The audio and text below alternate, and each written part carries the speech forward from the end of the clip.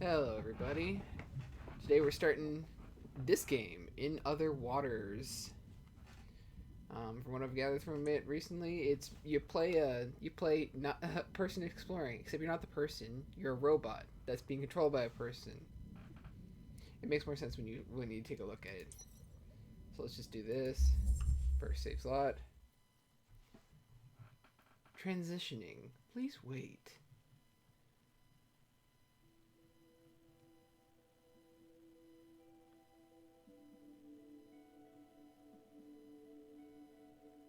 Fellow Traveler presents this. A jump over the age game. Oh, it's gone now. Oh.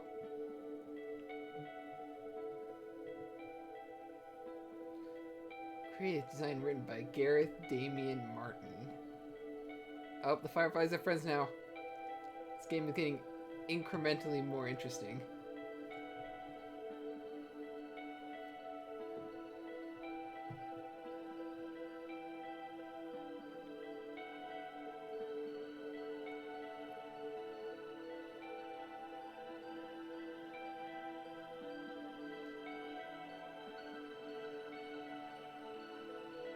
The title screen. Oh god, ooh. We're getting a lot of fireflies.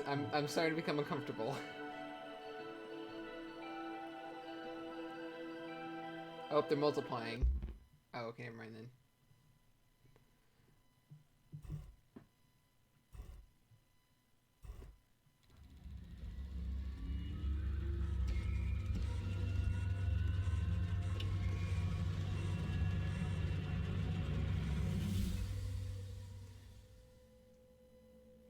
Recovering last known log. Log recovered. Dated 2189. User AN sensorum disabled. And is there any time there isn't any time left. This is gonna be more restrictive than you used to, but you're resourceful. I know you. I'm sorry, Oki, but I can't hurry if find you. I can't lose everything we have. Uh, gibberish yeah. User disconnected. Okay, boot up anyways. Hello, is someone there? This is Dr. Ellery Vass. I urgently need all systems of the suit activating. I've been locked out, and I'm 20 meters below surface here. Sounds like a you problem. I say again, this is Dr. Ellery Vass. Can any operator respond? Operator personas on the suit, please respond. Alright, good. Operator, activate all systems, pilot authorization granted. Yay, UI elements. Scan and topography readouts coming through, looking good.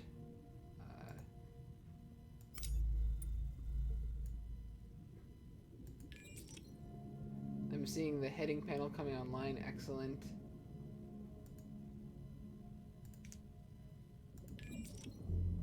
Okay, utilities available, let's see. Sampling, sample storage, terminal, and retrieve seem to be installed. Power panel is active, plenty of juice. This is actually the chemical signature for apple juice, which we run out of. Oxygen panel is up, rebreather functioning, and I'm off reserve oxygen now. Okay, good. The dive panel is active, currently reading of 20 meters.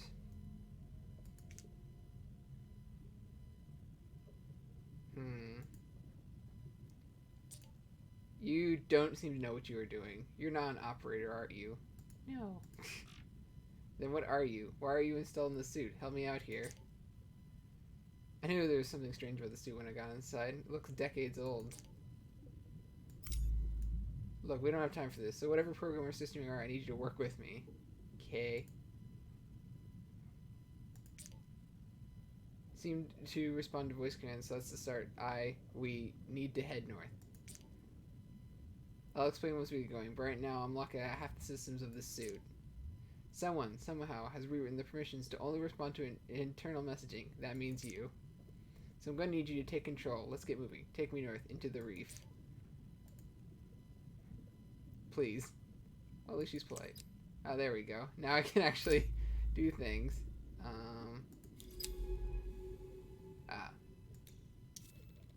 Southern gully. Steep rock walls rise up towards the surface of either floor.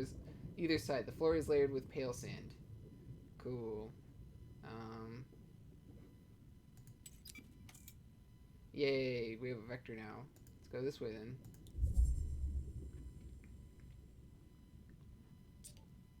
Good, whatever you're doing, it's working. Let's keep heading north.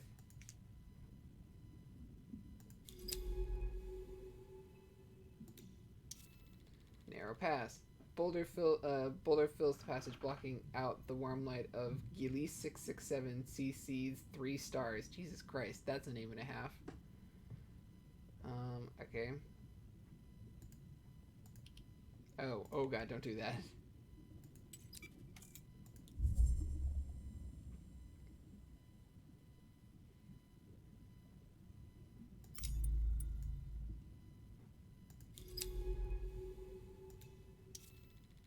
Gully opening. Here the passage opens out, back into the dappled light of the Reese Shallows. Yay.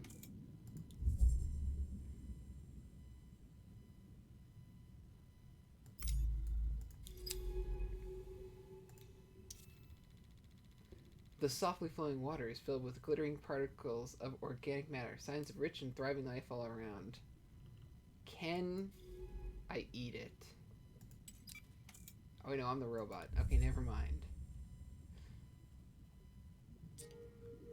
Look in the water. Are those spores? And those stalk silhouettes, they look like huge fungi.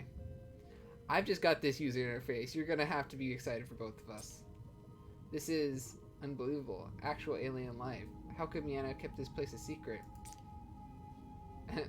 I saw her notes at the base when I landed with some telltale signs and approach, but here it is. I mean, like, have you seen the entirety of human history? The first extra life humanity has ever discovered. I can't believe it. I gotta scan stuff now. Let's go to that one. Strange stalks. Beds of these creatures coat the pale rocks. Are these plants or animals? They are unlike any earth coral or sponge.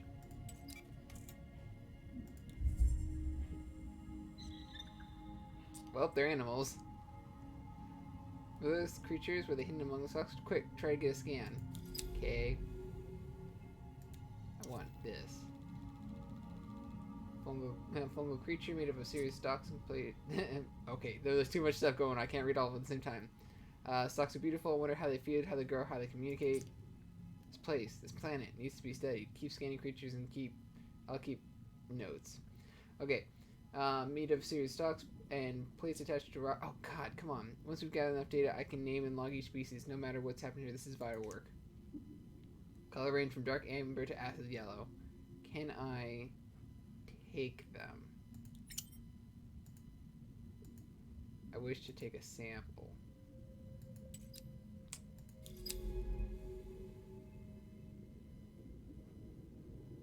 Yeah, it's real awkward when you're the UI interface and you don't even know what half of your buttons do because they're not labeled. The stalks here are furred with spores which appear to have drifted down from the northern part of the reef. Okay.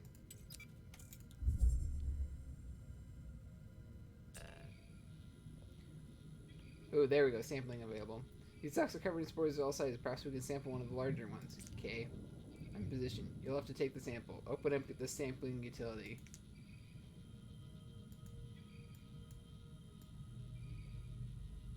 There we go. Fungal. Seed. Okay. Let me take a wish for item. Or is there... Oh, okay. That makes sense. Yoink. We got one. Biological samples are vital tools for understanding it, and analyzing and understanding creatures. Okay, what else we got? The chute should allow you to deploy any sample back into the ocean. How about you test it out? Hold and drag it over the central compass. How do you know what this is? Also, yee. Goodbye. Great, that's working as it should. Look, those creatures are coming from the spores. Why those ones in particular, I wonder. Perhaps different spores carry different compounds, each with a specific purpose or message. What do you think? Could the spores be a way of communication between different colonies? Or, you know, they just eat them. That works too. If isn't that strange? Fungi and Earth form networks of exchange. Maybe these stalks do the same.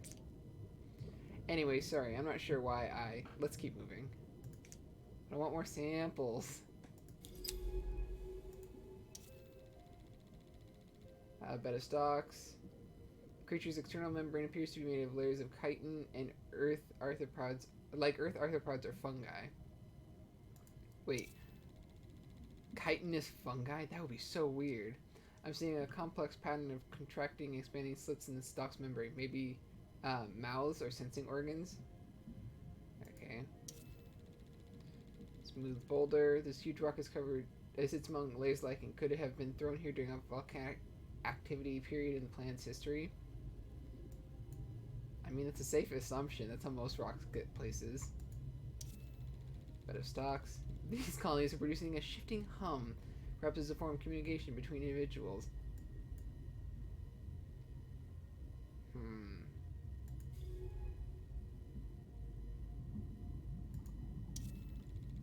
I'm seeing spores entering and exiting slits on the surface of the stalk. Something's being exchanged.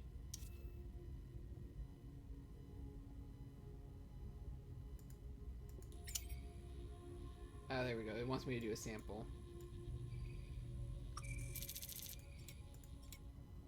Yoink. What was that? Huh.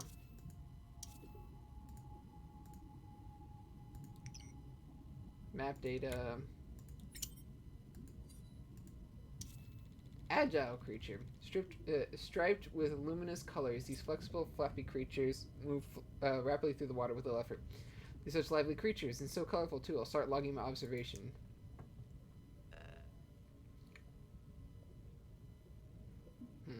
Sampling available. Okay. Why do you keep making me take these same things?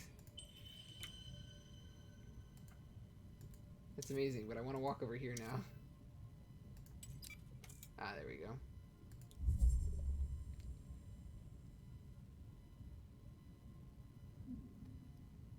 Can I yoink it?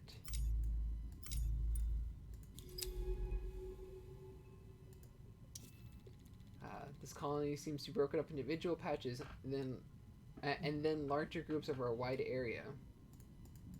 I want this one.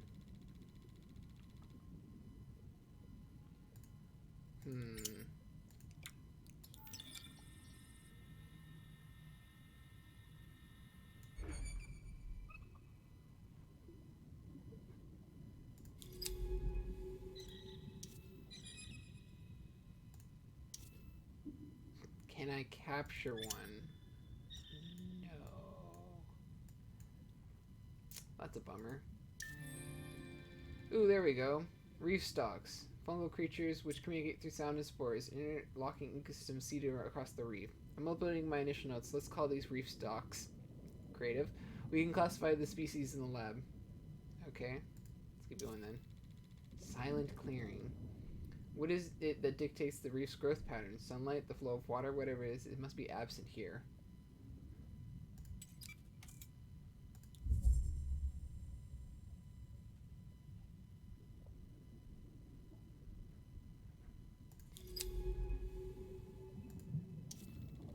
Among these spore-clogged stalks are piles of small stones. Could a creature have gathered them, or just the currents?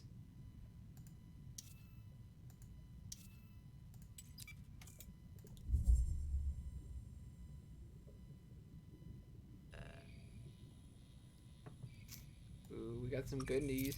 There we go. Oh, just more. What if I yeet one out? Does something come? No, just more of those. Okay.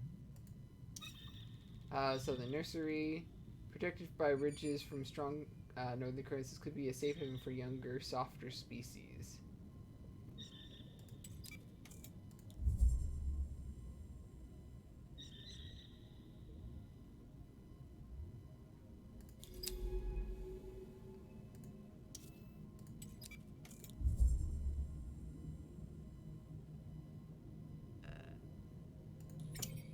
Figure I'll just collect a bunch of these because more samples is always nice.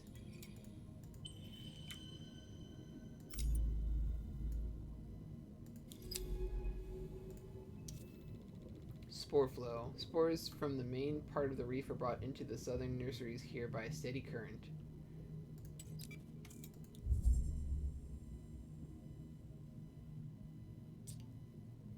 Hey, can I ask you something? Sure. I've worked with AI programs before, but you aren't like them. They are predictable, programmatic. Dull. Their intelligence allows them to log and process data, that's all. But you are different. I feel like you are alive. Do you understand what I'm saying? Yes. And you are different. And I'm glad I'm not just imagining it. But what are you? And what are you doing in this suit?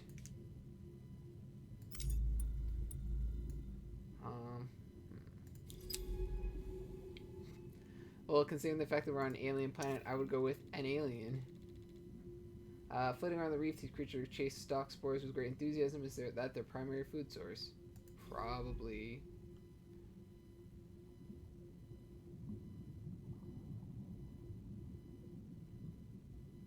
Saw a small, that one right there. There you go. Agile creature. These creatures aggressively pursue certain spores but ignore others. Can they detect differences in mineral content? Probably just hormonal or a chemo gradient. The current running into the reef slows here, but further north the water whips down the rift with incredible speed. Is there anything else here that I should know about?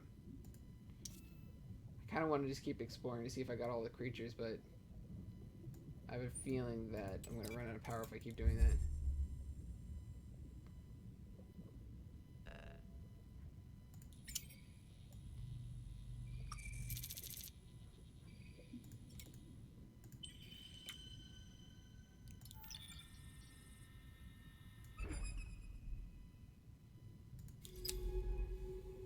Nope, that's all of them. Okay.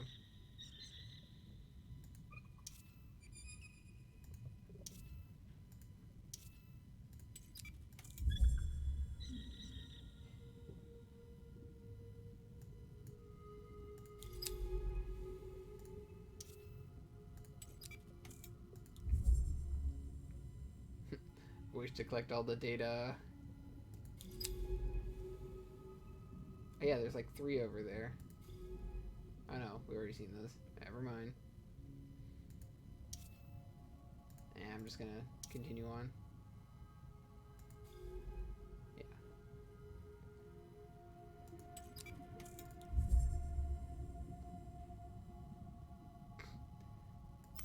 Local robot spends all of his power in the beginner tutorial zone trying to find all the data.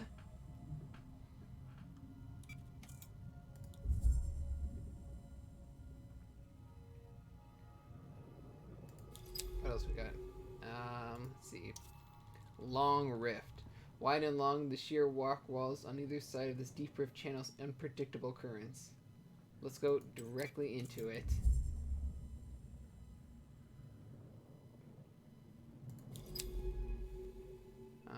Let's see. Overgrown arch. This arch is covered in hardened stalks. Perhaps the slow current passing through brought their spores to settle here. Flecked with spores, this water runs fast and hard. The suit can't push any further without better propulsion. Okay, apparently we're not going that way now.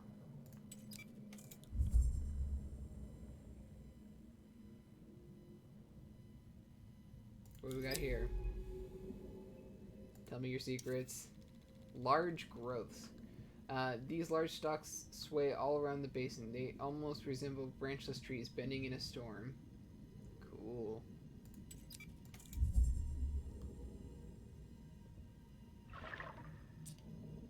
Did you see that? No, I was actually looking away. The stalks responded to our movement. They extended as we passed through the arch. Cool. Perhaps it's the sound we made when we moved through. We should be careful not to get trapped here. The suit's power capacity is limited.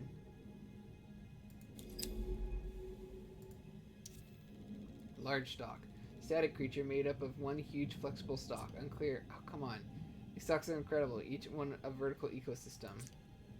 They are leaking spores into the water as the fruiting bodies attached to their skin bloom. Unclear if swaying is due to current or produced by stalk's own body movement. Many of these stalks are leaking particles into the water as they sway. Are these spores or something else? The chitin of the stalk's membrane is very hard but flexible, giving by surface of overlapping plates. Cool. There's a lot of activity among the rocks ahead. Creatures are grazing on and living among the stalks, forming a complex ecosystem.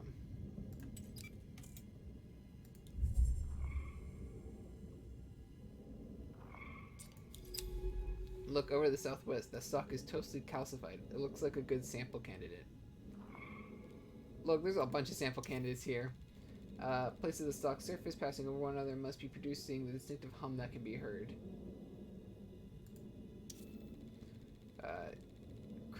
Large stalk. These creatures must be related to the other stalks on the reef, but seem to have a separate purpose to the lower beds.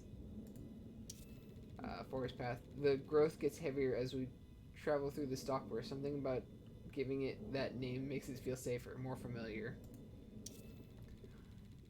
This huge stalk is totally still. If its plates hardened into a rocky shell, can it be revived, or is this what death looks like here?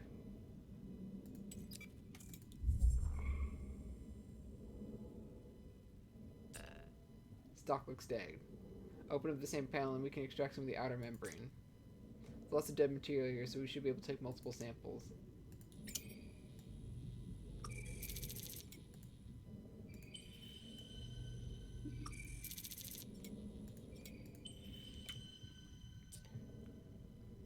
Okay, so the chitin appears to have hardened with calcium carbonate. That could be useful if we need to boost our power. Oh god, we're gonna use it as fuel source. The suit is able to metabolize organic components to produce fuel. Just drag them to the power panel. The suit displays how much oxygen or power each sample can produce. No point wasting important samples. With these, we can keep one sample so we can analyze the back of the base and use the other one for a power boost. Okay.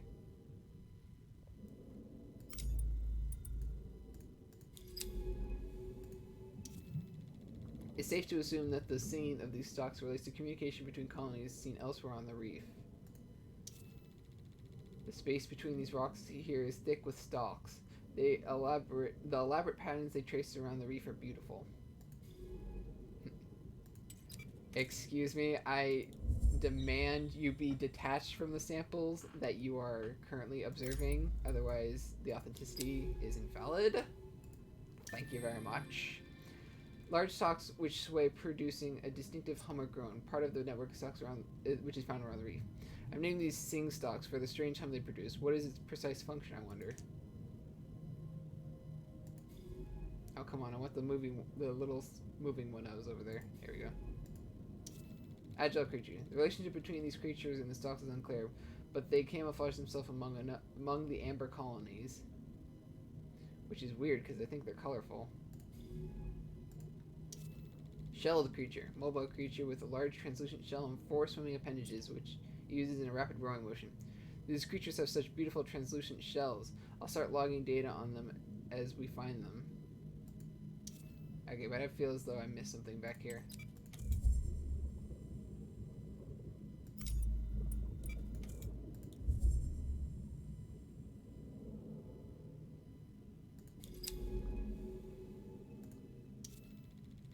Shelled creatures. These creatures glide among the reef stalks with great care and precision. They appear to be grazing on them.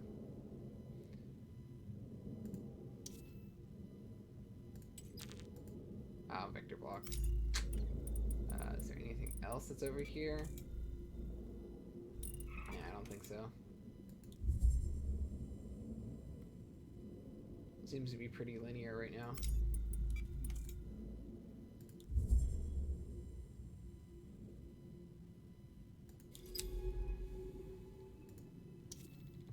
Bear Canyon. The rocks here are clear of stalks and other growth. Is their absence a tutorial mark here, or just a side effect of the condition of these waters?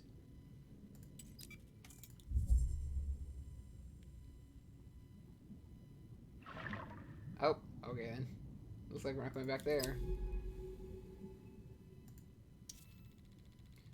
A large cavern drops down into the reef here. Its entrance is shadowed by surrounding rocks.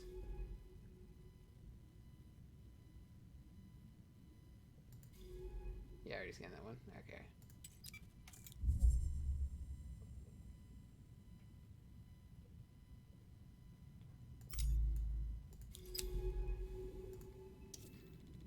The water is still in the yawning entrance to the cavern. There are no signs of stalks or other reef life around the entrance.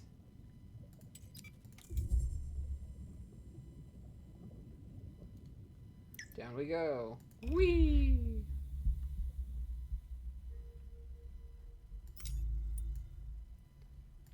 Spooky. Stalk patches. The patchy sunlight coming through the broken cavern roof is enough to allow the stalks to grow here, if that is what they require.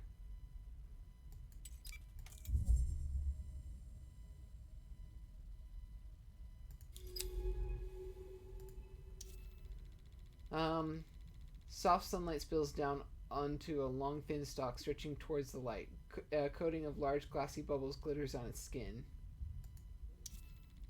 Tall stalk. A tall, bubble-coated stalk which sits among reef stalk colonies covered in wide irising pores.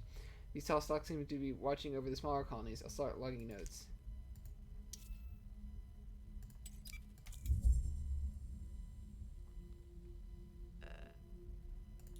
Give me the samples.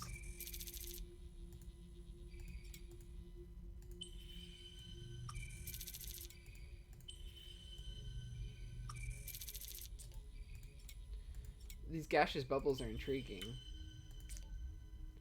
The interior gas is at an elevated pressure. If this membrane ruptured, the sac would screech as it depressurized. Jesus Christ, you have to call it screeching? Is this part of the stock communication system we've seen across the reef? Wait, I have an idea. Oh no. Try deploying one by the block tunnel over there. I want to see just how the stocks react. Just drag one over. Let's see, is this screeching stack? Yeah.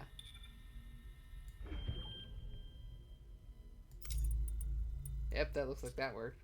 They retracted. The bubbles must be some kind of signaling system. I'll call them shrill sacks for that squeak. Clogged tunnel. Stalks mesh across the cavern here, hardened into a near solid wall of tubes and plates. Okay, let's get moving. God, it's hard to read all the stuff at the same time when it just keeps popping up. Probably get better further in when it's not as tutorialized. The cavern curves away in both directions. It's hard to see the way ahead.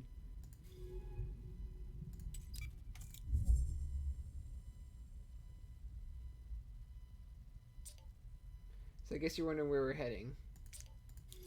There's a way station just north of here, on a finger of the reef. I want to find it. Okay. My shuttle touched down just hours ago at a floating research base to the south. That's where I found this suit. I'm here looking for a Dr. Minea Nomura, chasing a message all the way from Earth. I must sound mad, coming out here to a planet in the tail of Scorpius just to follow a message. Wait, do you know where we are? You do know where we are, don't you? No. But how? We are in Gillies 667cc, a supposedly unremarkable world, if it wasn't for all this life. Somehow, the exoplanet extraction corps must have passed it by. How did Minea know to come here? Is that why she contacted me, to verify her discovery? But then where is she? Look, let's find that way station, then I can start piecing together what's going on.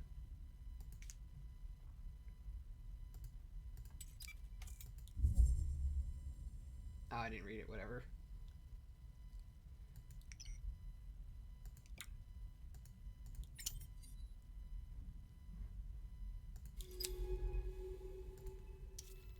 Cavern entrance. A current can be felt drifting through the cavern entrance, bringing with it warm clouds of silt.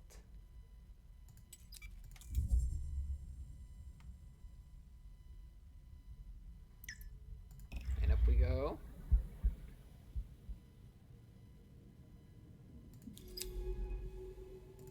Let's see.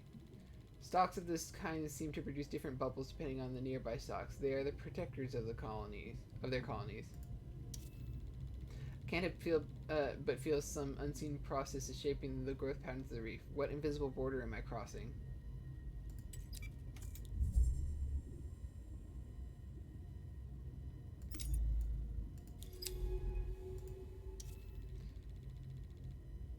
This thin stalk sits among a bed of other growths, extruding bright bubbles through its pores.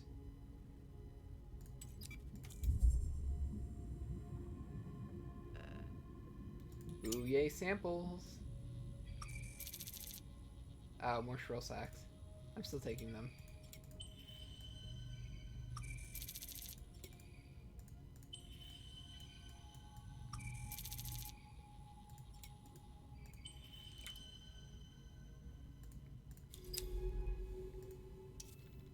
Rock outcrop. The scattered boulders and steep reefs of the southern reef suggest a violent geological past.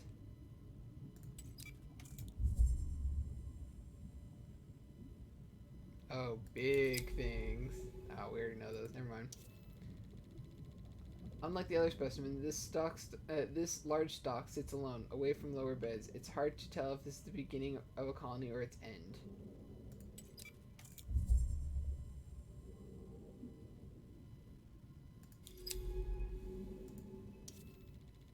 The stalks are more sparse between these rock outcrops. This might be the easiest path north if I can clear the way.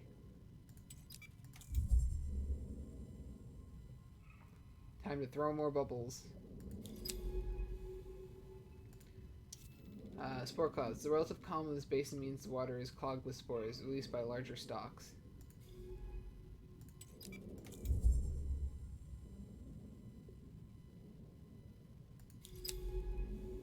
There's nothing over here.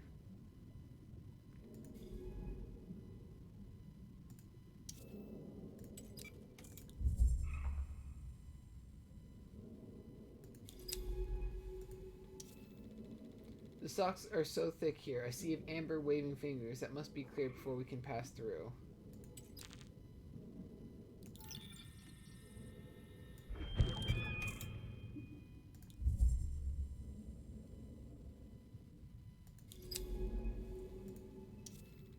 Forest clearing. Navigating these dense growths is like finding your way in a labyrinth, moving from clearing to clearing. That's with little sense of what's ahead. Ooh, there's something over there. Come on. Swing back around.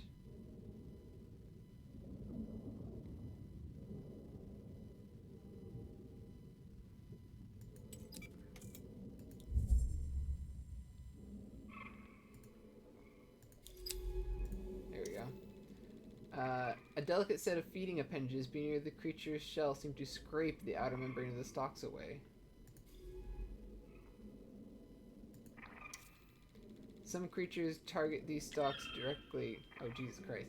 These stalks directly, perhaps because they keep them away from other softer stalks nearby. Occasionally, when the creature scrapes the stalks too aggressively, they retract and let out a defense signal to nearby colonies. Bubbles like huge pearls glint among the stalks. How did the tall stalks produce these strange screeching sacs? Well, you take a bunch of gas and then you put it into a bubble. Learn that on SpongeBob.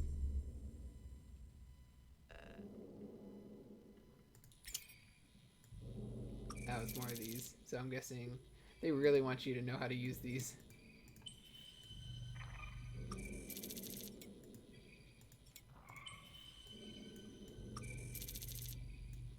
Up, we're full. Let's see.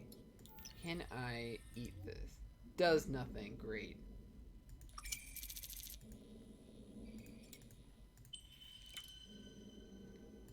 Okay, where to now? There seems to be some tolerance for the creature scraping by the stalks, but they only warn the creature when it cuts too deeply.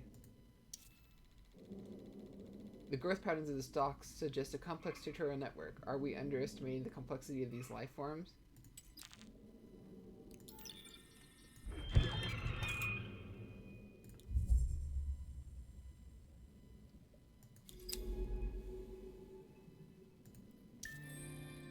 Stalk scraper. A large creature with a... Okay, I'm naming these stalk scrapers for obvious reasons. You can check my notes back at the base. Large creature with translucent shell and jointed legs for swimming and feeding. Grazes the membranes of the reef stalks. Cool. More bubble-producing stalks. Are the sentries designed for early warning or last just defense of the colony's core?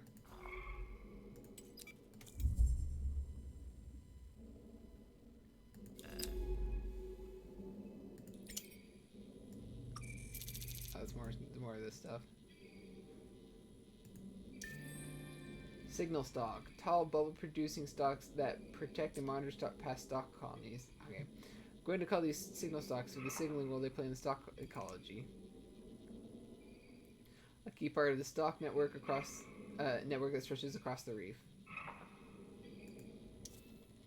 Clear path. East and west are stalks as far as I can see. They fade off in the silt like the towers of a miniature city. This isn't a forest, but it carries the atmosphere of one, being immersed in unlocking natural process of life and death. Can I throw things at it?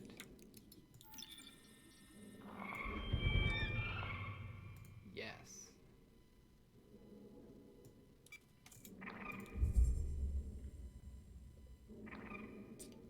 That's it, we are through. This place is overwhelming. So many new species. This central reef. I saw in Minia's mass that the shell flattens out here. Okay, but I kind of want to go see what's the other side real quick.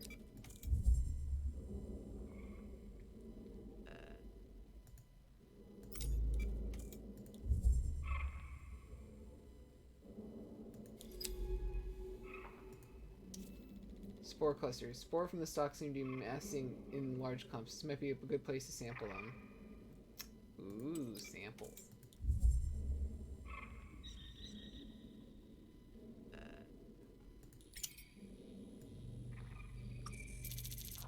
Oh, good. Stalk spores. That's what I want.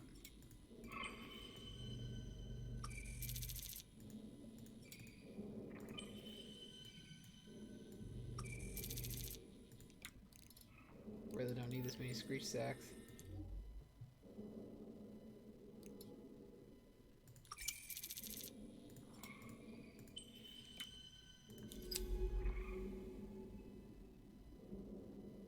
What are these? Agile creatures. I noticed there's smaller spotted variants of these creatures. On their species, perhaps sexual dimorphism. These might be the males. There we go. Spore catcher. Agile, jet-propelled creatures with colorful mantles found hidden amongst reef stalk colonies, feeding on their spores. I'm going to call these spore catchers as they're so eager to gather the stalk spores. This is some very, very intro-level naming conventions that we got.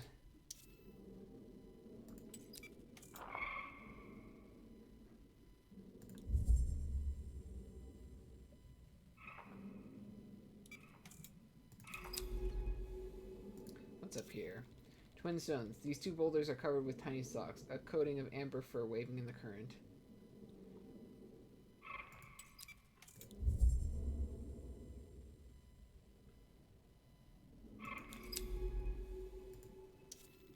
Forest edge.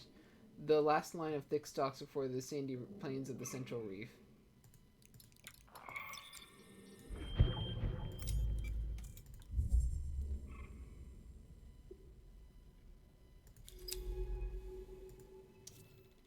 Rippling silt.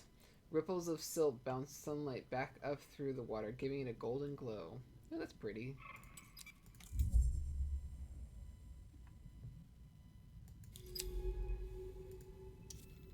Shady outcrop. The waters beneath this outcrop feel cool, oceanic. Soft currents scrape sand from the rock face.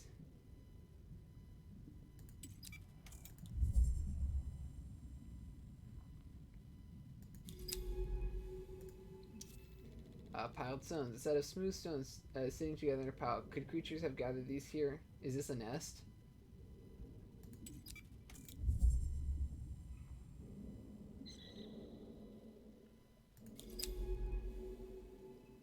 Can I mess with it? No.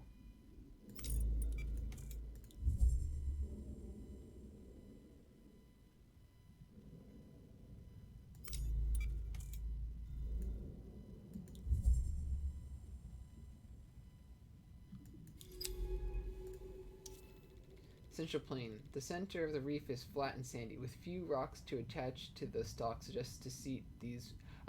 With few rocks to attach to, the stalks struggle to seat these otters.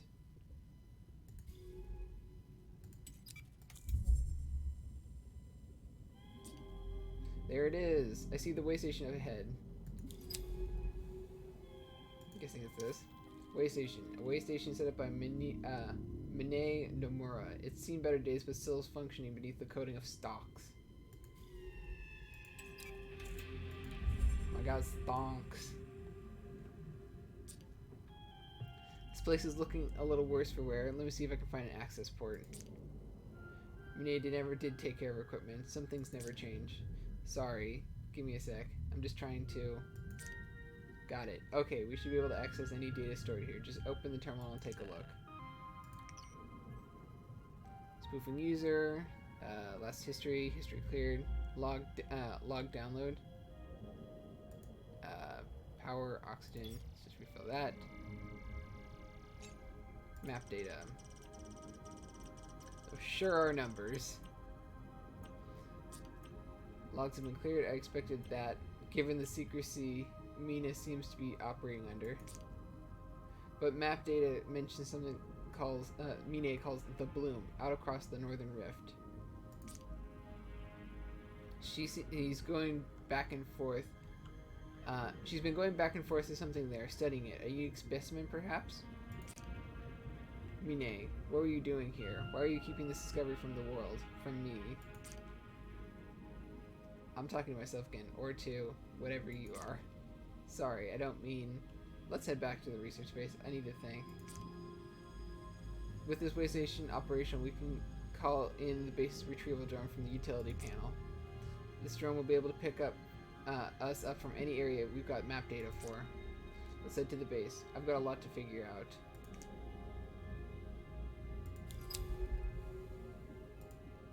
Let's see. Smooth pebbles, large smooth pebbles that are in the sand. Beyond, I can see the sun's catching the amber terraces of another stalk forest. The pale sand is unmoving here, but to the north I can see the yawning chasm and strong currents of a wide rift. And this stalk is leaking spores from a wide slit in its side. They are carried across the soft sand by the currents coming from the east reef. Cool. Yeah, maybe just yeet ourselves out.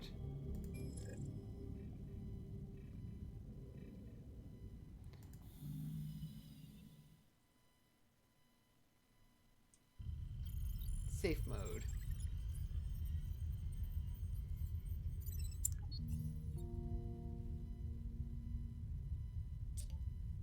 Hey, you back online? Yes.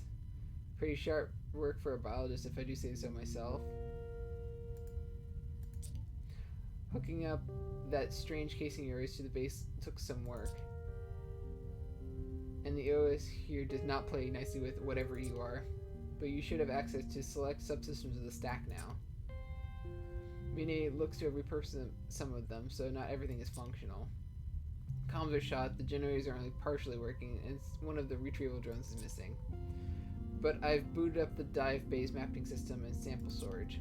The lab is also online, with analysis tools and an integrated taxonomy for logging creatures. Take a look, I've already logged the creatures we discovered on our last dive. For any logged creatures, I'll also put sample requests in their taxonomy entries. To fill these requests, just find and transfer the samples to the lab, then analyze them. I can then use that data to add to the creature study. We need to register these species. Head down to the lab level and take a look. I'll also mark sample requests on the dive map. That way we can grab key samples for our studies while we are out in the ocean. And we are going back out soon. While you were offline, I spotted a signal, a suit transponder. You can see its location on the dive map. I want to find it. A suit transponder means a suit, and a suit means Mine. I need your help. That suit will take both of us to pilot it, and it's the only one I've got. Once you are done exploring the base, load onto the dive map, then we can head out there. Cool.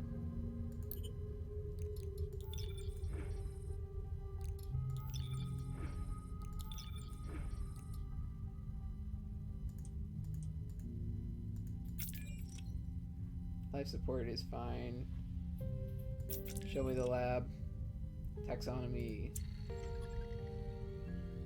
Novel animals. Myometa. Soft-bodied spore catcher. I'm just going to leave this on screen for just half a second, so if you want to read it, you can, because that's a lot. Food samples requested. Egg samples requested. Study completion. Okay. The stalk scraper. Let's see. Yeah, so it seems that Calodia reef stalks, fungal life forms.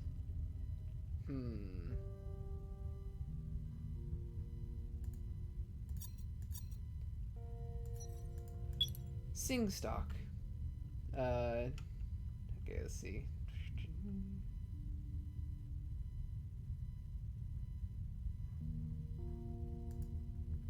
This game is so reading intensive that if I read absolutely everything, my voice is going to be shot in like an hour.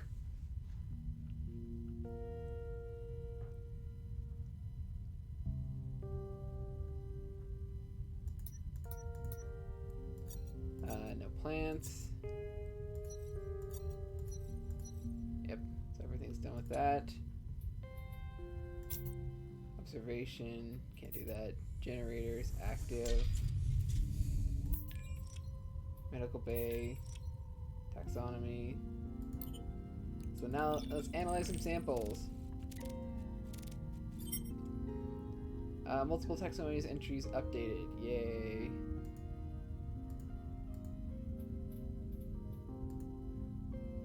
Does that mean? Let's see. Behavior. Here we go. This must be the food samples.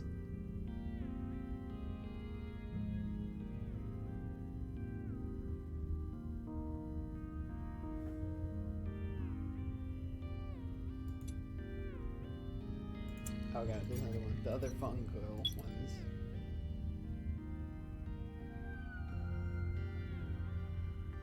Oh wait, this is the behavior. Here we go.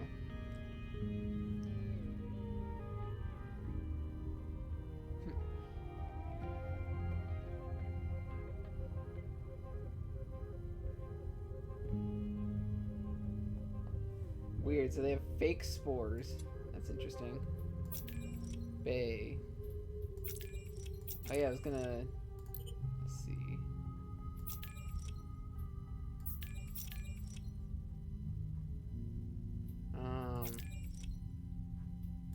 Secure terminal, sample storage. I want to put one of these in here so I can take a look. And also this. There you go, stock bark. Why do we put these on different levels? I don't know.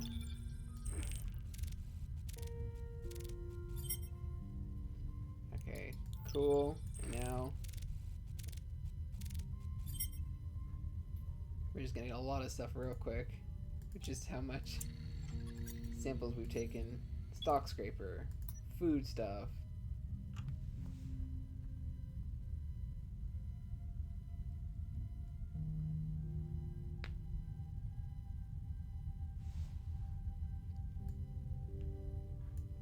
Now for the fungi, the sing stock.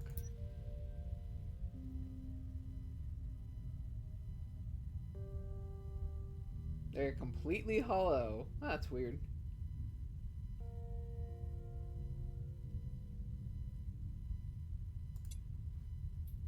Okay, I think that's... Wait, do I have another taxonomy? Oh, the signal stock. I must miss that one.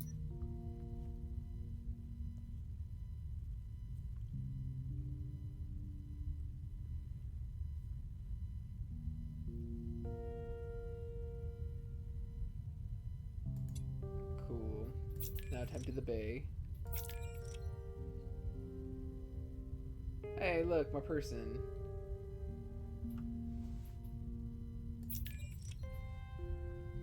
Okay, time to out. Let's see.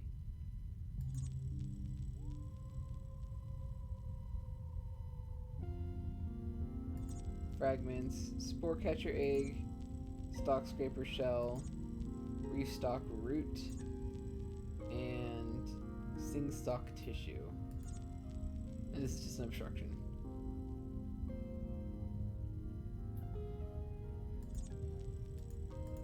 I'm guessing I can't go over there yet, though. Suit transponder these coordinates. Okay.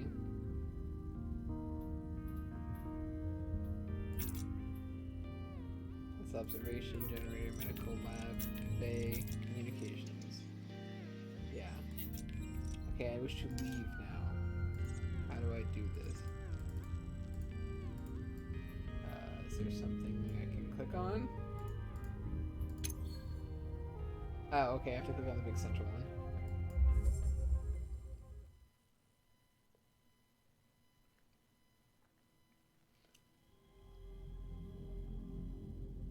Okay, back down this way.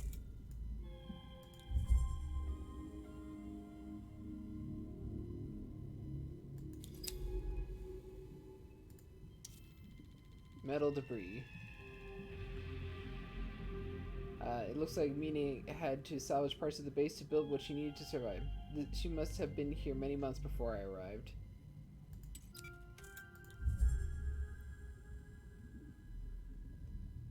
Also, I wish for shell biddies. Though it doesn't let you... Oh, that's annoying. It doesn't let you take a look at the map to see where the stuff might be. Okay, let's just keep going. Split boulders. Some ruined equipment lies in the shelter of 2 boulders. An early way station site, perhaps?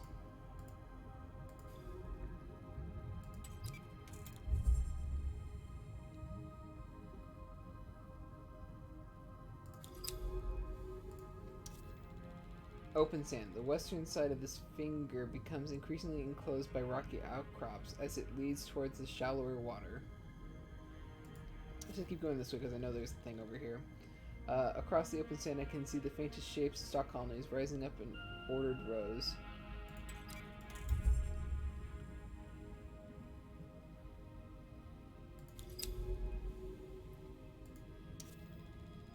Patterns of the stalks stretch back into the distance pathways and terraces of some unknown design. This must be the western stalk forest.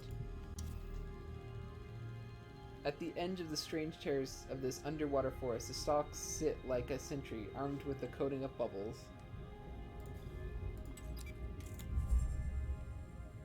Fortunately, we are not dissuaded by bubbles. Here we go, samples. Gonna need some of these.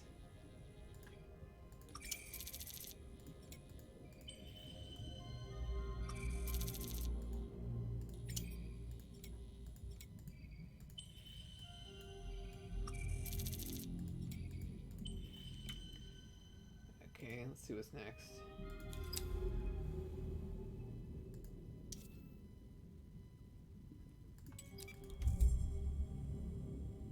Yeah, that's what I figured. There's just a whole bunch of them all blocked up together. Let's see. Unlike in the southern reef, the stalks here are ordered in curved rows, tightly packed and evenly spaced.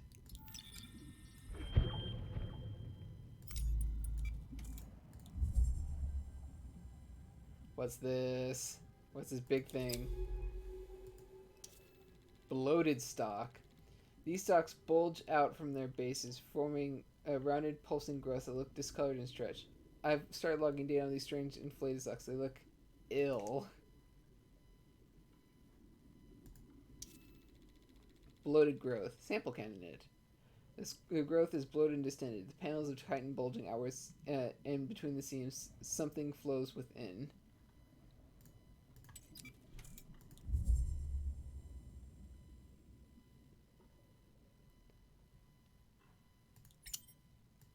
No sample? Okay. Glittering stalk. Another reef's tall stalks dotted with translucent bubbles.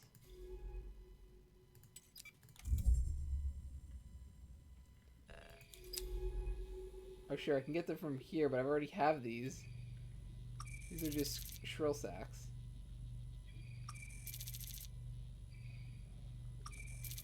I'll just take one more. Have like, I only have 3. I'll take enough so I have 4. That way I know it'll be good regardless.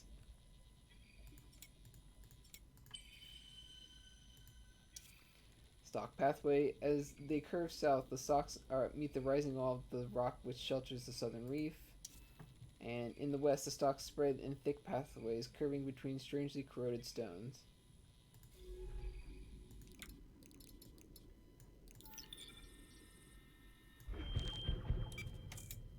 There we go.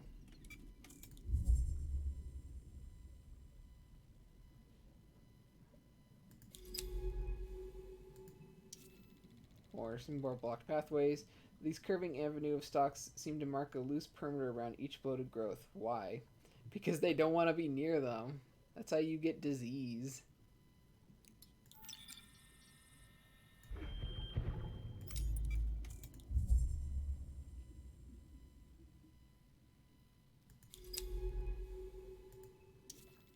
Sandy clearing. A pulse can be felt running through the shelf from the north, making the sand ripple in small, soft waves.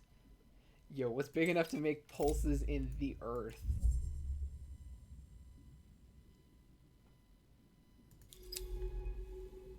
Here we go, another sample. The membrane of these stalks is thin enough to be translucent area, stretching to breaking point, but whatever is inside. This pulsing growth sits in a strangely shaped clearing. What causes the stalks to grow like this? There's something I'm not seeing.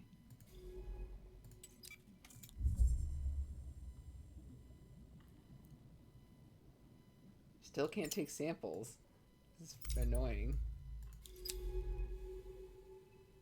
What was this?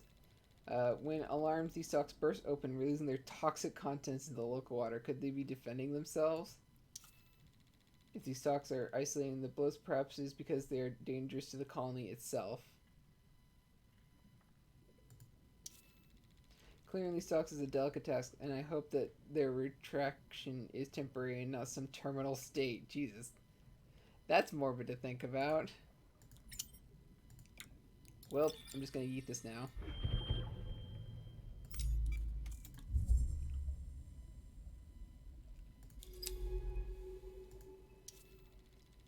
These bubble skin stalks keep their distance from the bloats, as if they know the danger these pose to the stalk colonies.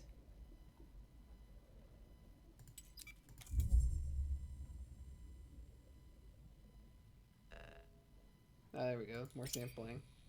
Oh yeah, I need more of these if I'm going to continue to get through. Give me a sample of the gross stalks. I wish to know their secrets.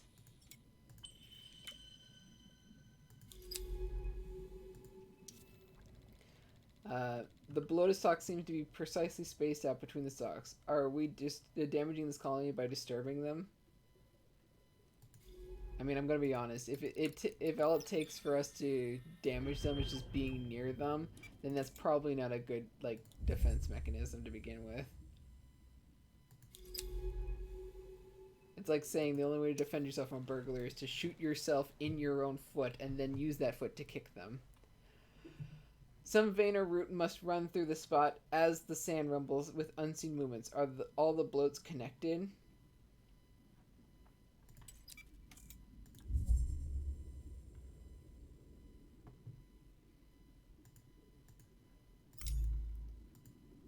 Do not wish for that. I just scan. There we go. Bloated stalk. The pulsing, pumping rhythm of these stalks' contractions seem to suggest that some process is happening inside them. It seems unlikely that the bloats are simply individual disease stalks. Their growth patterns suggest a system, a process. The site of colony loops back towards the center, leading deeper between the stalks.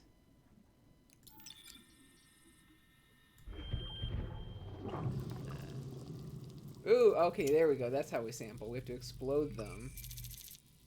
Microbial colony. Okay, that makes sense. Also, oh god, I just realized it's causing some nasty stuff to happen. Get me out of here. With its chalky covering melted away by the bloat, this rock has a dull metallic sheen, spectrum of light reflecting across its surface.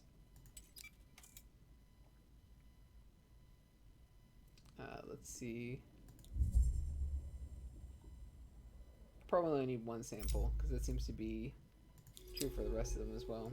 Let's. Beyond these stalks, I can see a sheer ridge rising up to the north. Reef bloat. Large bloated stalks that burst easily, expelling the toxic microbes inside their bodies. Their movements suggest unseen processes. That's enough data to log and classify these inflated stalks. I'm going to call these reef bloats. Okay, but is there anything else over here, or should I just start looping down now?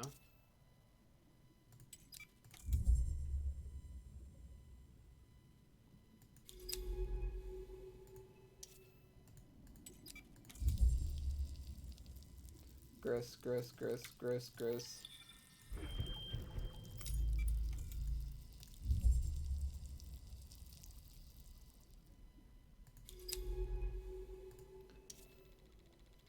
Bloated growth sample candidate. Bloats pulse unnervingly as if any moment they might burst open, choking the water with a microbial cloud.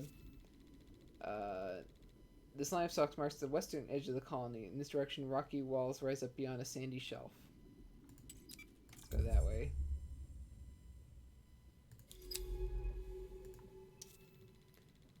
The western wall rises up towards the shallowest part of the shelf, just meters below the surface of this planet-spanning ocean.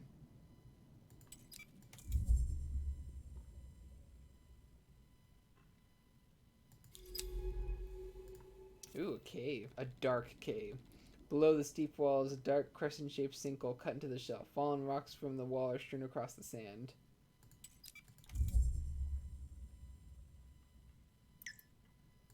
Down we go.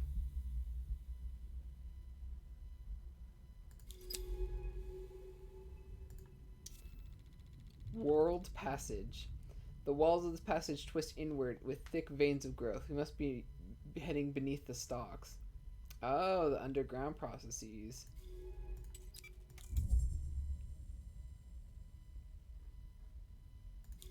Tell me about your weirdness. Bloated roots. Thick, bloated roots poke through the rock wall and something pulses within them. This is a rare chance to take a sample of the stalk root network.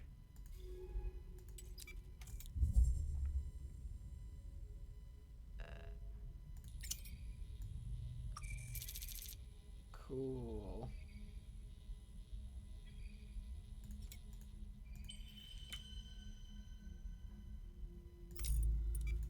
Okay, now back we go.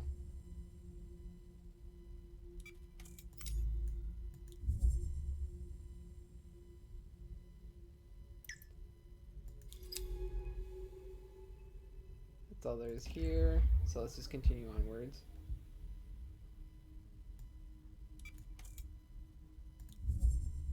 Still have to head up, like, over here. Ah, crap. Do I have any more of these? I have one more. That's not good. Actually, I'm hoping if I scan again, maybe I'll find... Nope, there's nothing else. Okay, time to do this.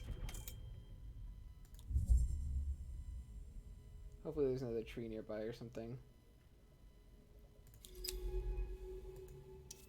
Sample candidate, stock pathway. I'm gonna move over here just for a second to see if there's anything else on this side. Yeah, it's like right there. Colony's edge. To the west stands the final pathway of stalks before the colony fades out into sand and rock.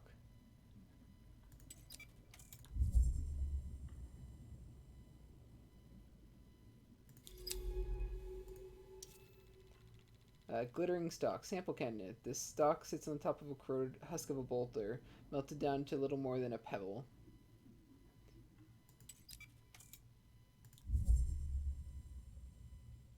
Let's see what we got. Yay, more squirrel shacks.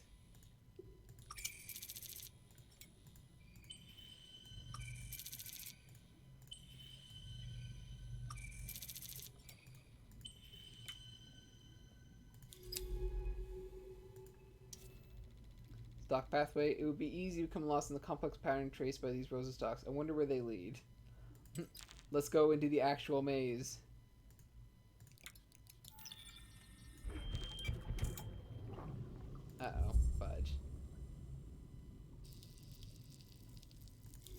actually over here? Yeah, there is. Stalks more with loose perimeter around the growth, which rolls insanely if it's about to burst. Stalk pathway. What purpose do they serve? I really have to get out of here. I'm getting constantly eaten by this acidity.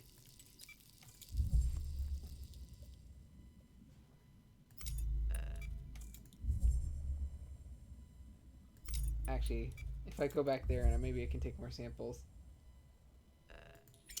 Yep, I can. They refresh every time you come back, which is super useful.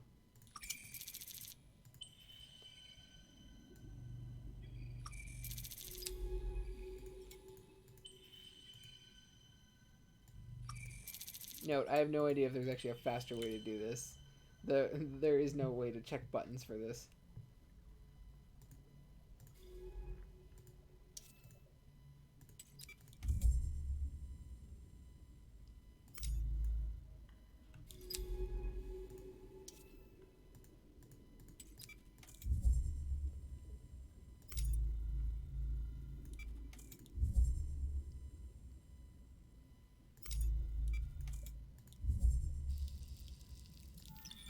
Gross, gross, gross, gross.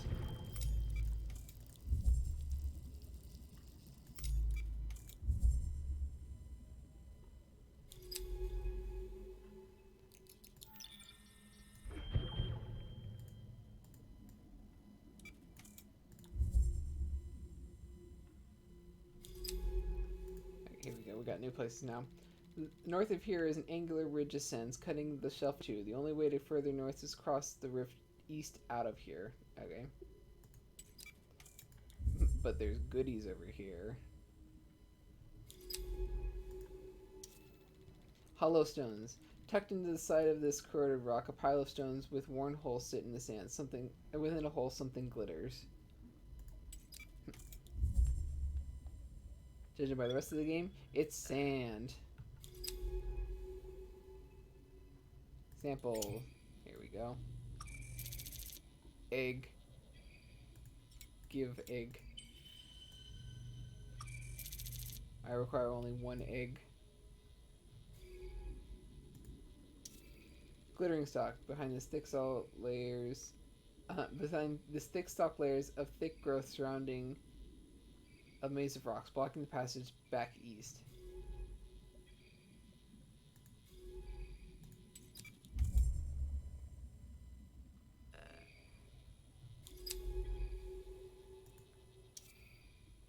There is no way to... How would I ever do that? That's so tight.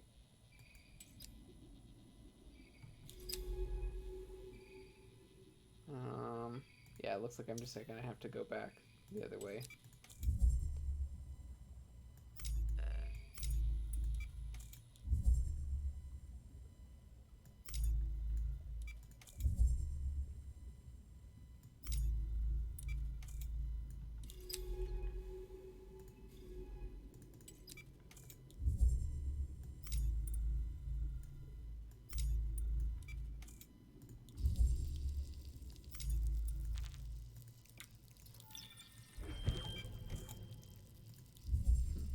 This sucks.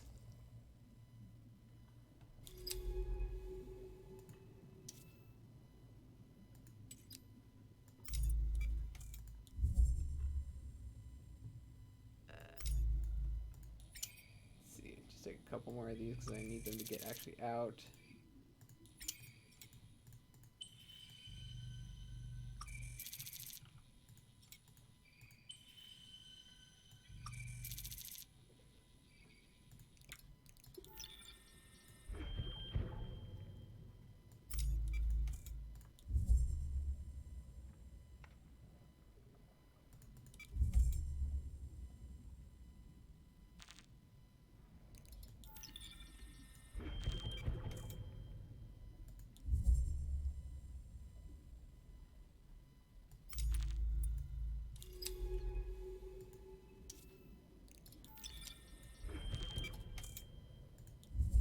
Let's see if we can get back out of this entire reef structure.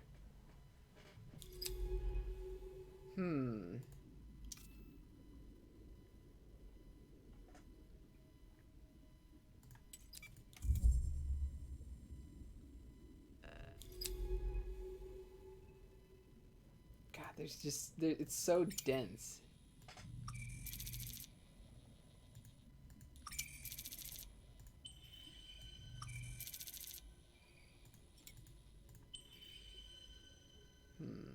Okay. I'm trying to remember if I can actually get out through this way right here. Yeah, there's another pathway right there.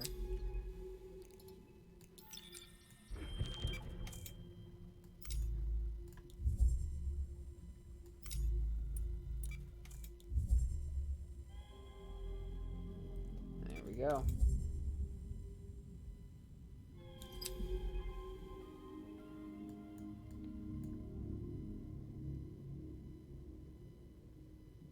I wish there was a way to actually take a look at the full map of the area that you know to see where everything is.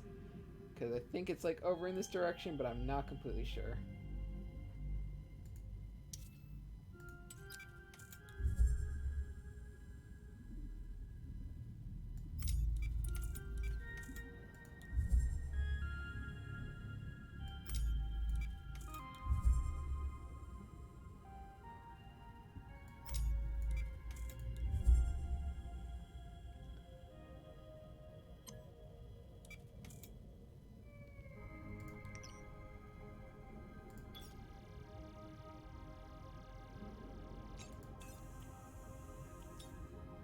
Okay.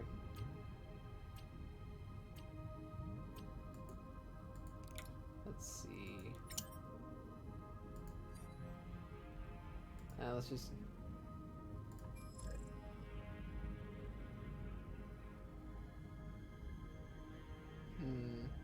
Yeah, let's just get a retrieval. I want to put all these samples away real quick, and then see where the heck all the rest of the stuff are.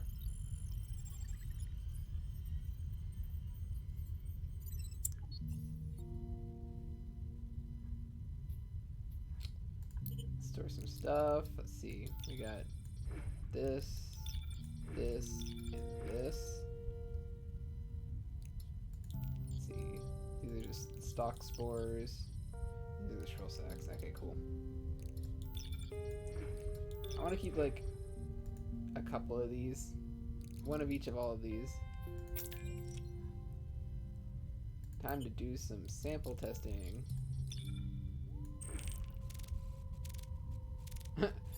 Bloatroot, 20% fungal, 20% root.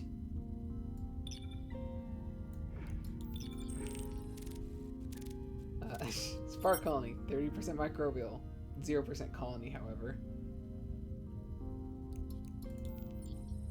And a striped egg. 40% animal, 20% egg. Could you imagine an animal that wasn't, like, newly born that was 20% egg? Actually, I think that's just a chicken. That's just a chicken.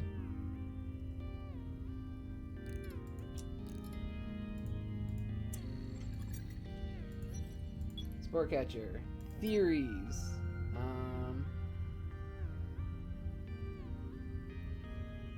Ah.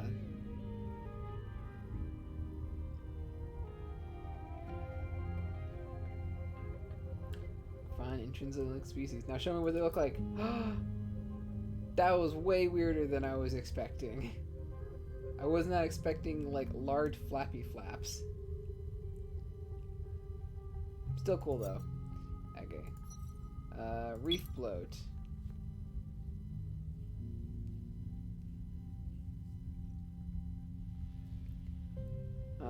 Let's see.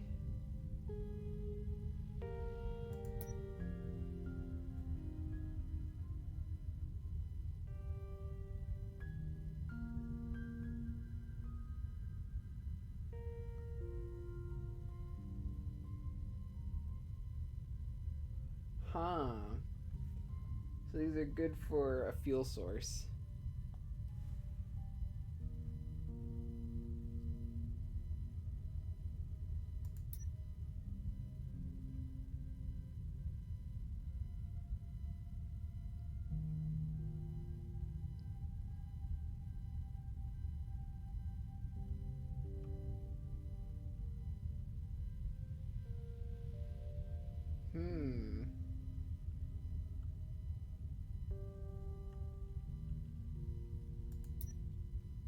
gross. And then it exploded. Oh, we can make it bigger.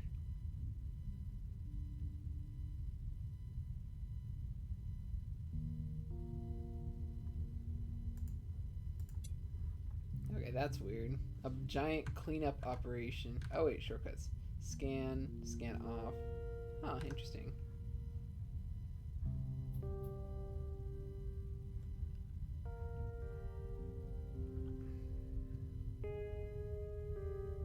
I was hoping there was like other option menu in there, but no, there's not. Okay, so let's just head back to the leave bay. Okay. Let's see, we got... Oh yeah, this one. So I have to go down and to the left, and then there's two over here. But I'll be... So if I go straight that way, then just down, then I'll be able to get over there as well. So this one seems to be the only one that's like out of the way. I hope sometime we get like a bigger inventory, because that seems like it'd be really useful. I don't have to go back as often.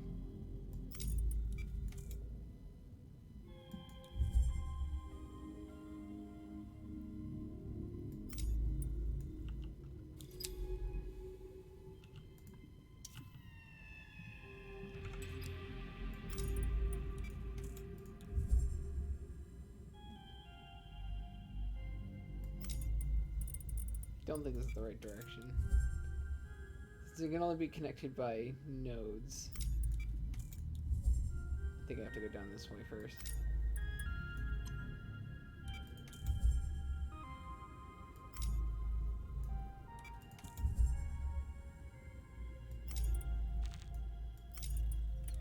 Crud, I need... Actually, do I have any? I have two, so I can do that, actually.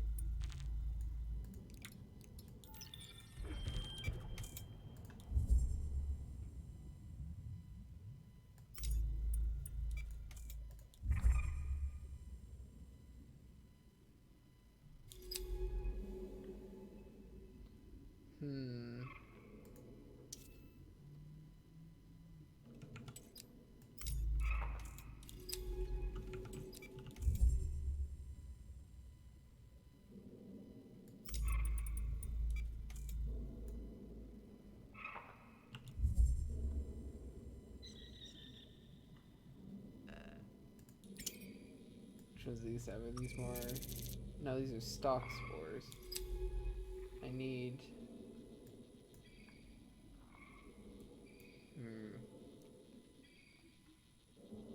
Do I actually have to go back up over here? That's gonna be annoying.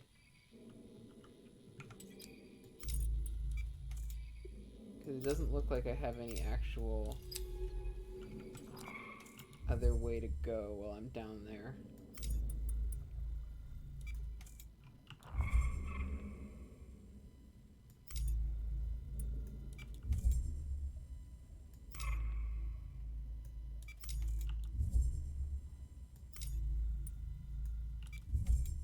Maybe I have to do like a double back reach around in order to get down there properly.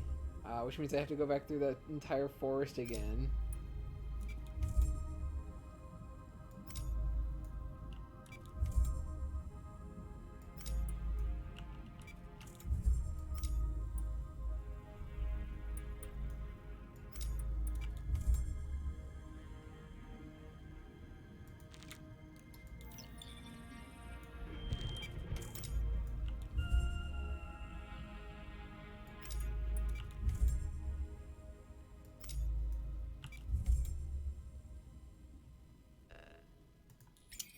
Get more of these.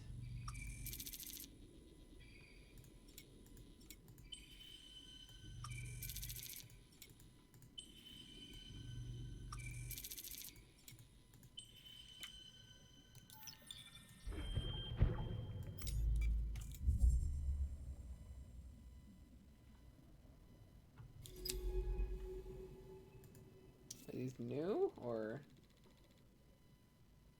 They have bloated growth, glittering stalk, thin passage. Okay, this is the one I think I want.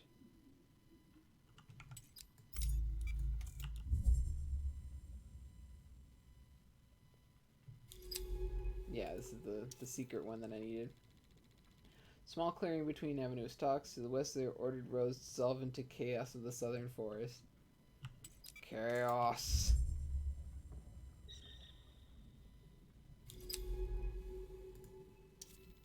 Clouded shell. Fragment of a shell recently shed, glint in the sand like shards of clouded glass. What creature left these here? I'm gonna go with the only one that we've actually seen. Gonna take this.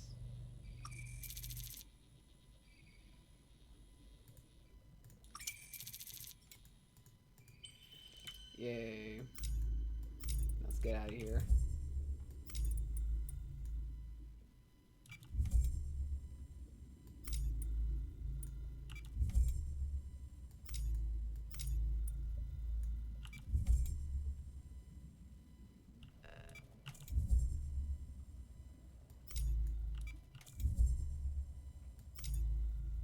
I guess that wasn't the worst. Fortunately, it was relatively, like, inside the entire cluster. So I was able to just, like, easily sneak around the perimeter.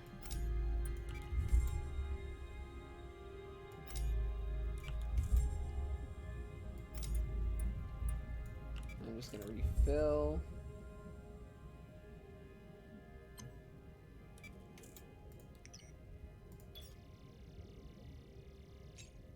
Let's start heading the other direction.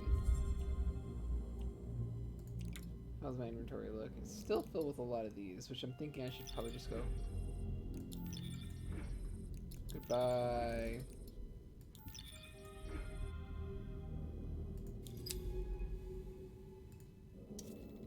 Layered outcrop. The pale strata of this rock tell an ancient story. Might there be a fossil record within such rocks waiting to be discovered? Do you want to go check it now? Is that what we're saying?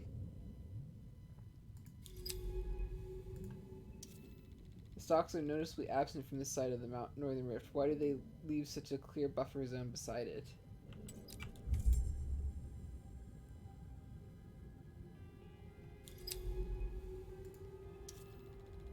The central reef way station lies within a bubble of calm. Just to the north, a massive rift brings strong currents through the reef.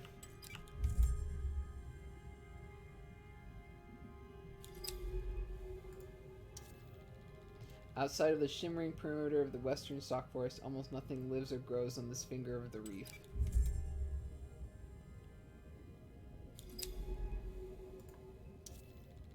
The passage between these rocks leads into the howling currents of the northern rift.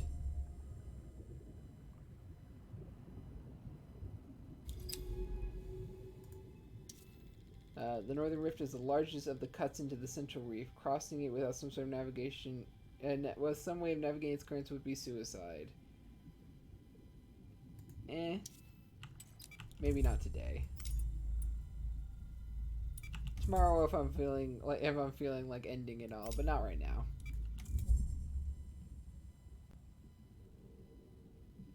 Let's head back this way now. See where we can find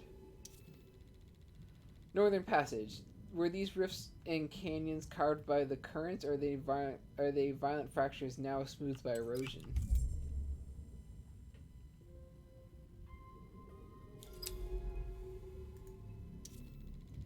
This feature rises steeply towards the jagged edge of the reef, splitting strong currents like the head of an axe.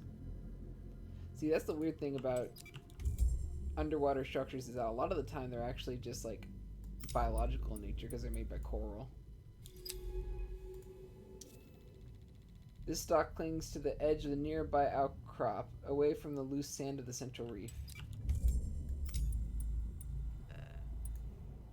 What do we got? Some more shriek stuff? Yeah.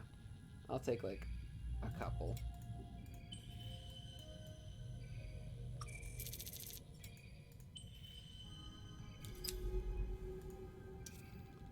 Split gullies. These gullies lead among the tall outcrops of the northern edge to the currents and open waters beyond. Let's make our way east to the source of that transponder signal. Okay. Psych, we're going north. Narrow gully. I don't know what to expect, but if this transponder is Mine's, There's some history between us, but I haven't seen her in years. Not since the incident. Look, you don't need to worry about it. Let's just find her. Smooth walls. The walls have been smoothed into soft ripples, the sign of a strong current descending from the north.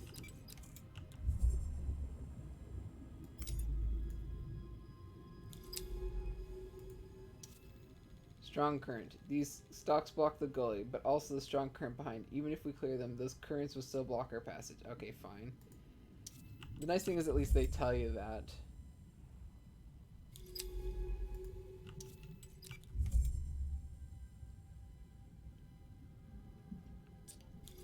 There, look, a cave entrance, cut into the side of the rift. It should allow us to bypass the rift, although I'm not sure where we'll emerge. That sounds great and all, but I want to find the other stuff while I'm here. The sheer wall of the rift plunges into dark water here, and rapid currents make passing through difficult, if not impossible.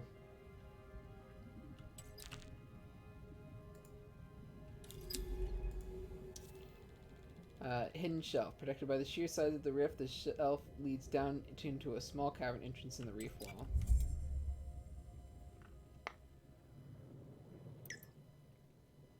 Down we go!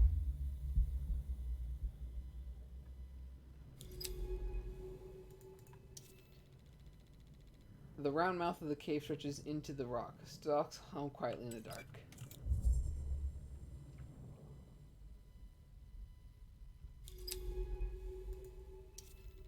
There's a strange evenness to the walls of this cave, almost as if it was a vast borehole drilled into the reef.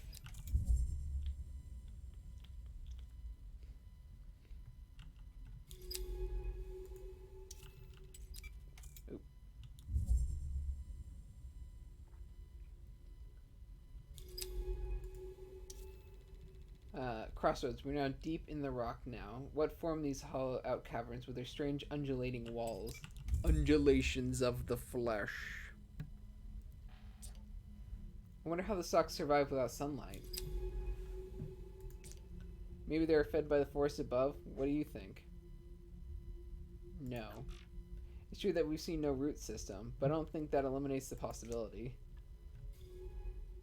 Let's see. This cave starts to get tight here, and in the shadows ahead, stalks crowd the tunnel. Glittering stalk? Yeah, let's go this way. This way, I think, is the way that has the goodies. Also, how many of these do I have? Yeah, I'm gonna need a lot.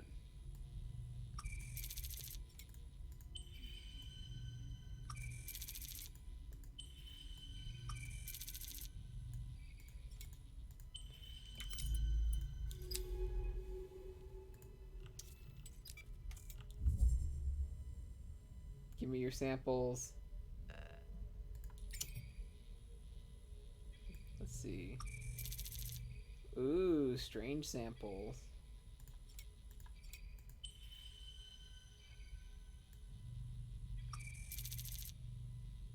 Am I full? One sec, let me just... What is this? Stalk root. Yoink. This is another stalk root. Yeah, it's just another stalk root. Okay.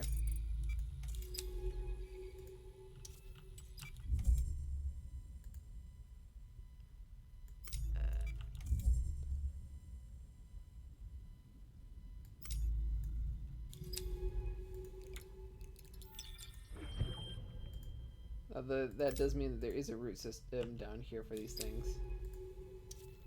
Mesh of stalks. The stalks here are thick and intertwined. Underground in the stark light of the headlamps, they seem to resemble brittle, oversized worms. Opposed to, you know, the actual brittle worms that we have on Earth, which are freaky looking. And also deep sea vents. Bright light from the east of this large cavern is broken up into tall pillars, casting strips of light and dark across the smooth walls.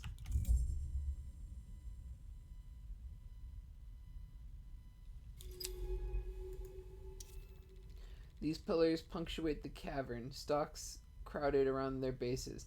They support the vast weight of the reef above.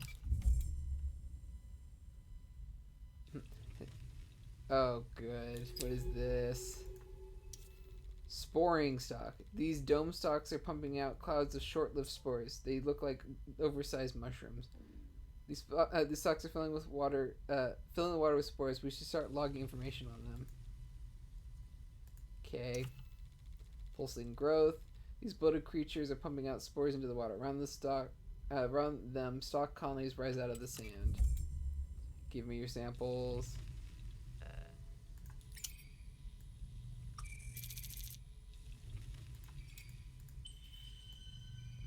Is it the same thing? Yeah, it's the same thing. These spores are different. The stalks nearby seem to be stimulated by them. Could these spores be used to make stalks extend, to bring them out of hiding? We should test them out on a retracted colony. Okay, is this our new mechanic? Although we should probably take another one then if that's the case. Let's try. Oh, I have an idea. I know what it's probably going to be. One sec, let's see. Thinning stalks. These stalks seem to be shriveled up as if because is it because they are too exposed to the risk of withering currents?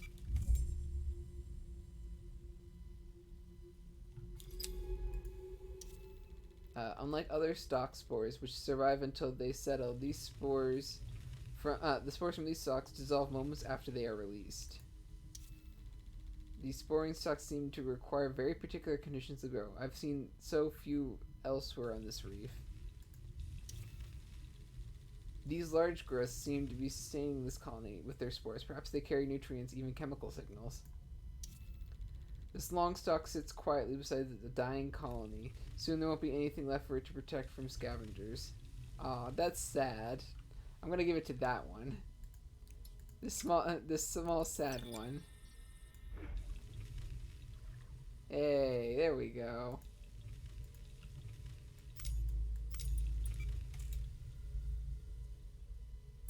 Maybe we should use these on the other ones too, see what they do. Yeah, these all seem to be.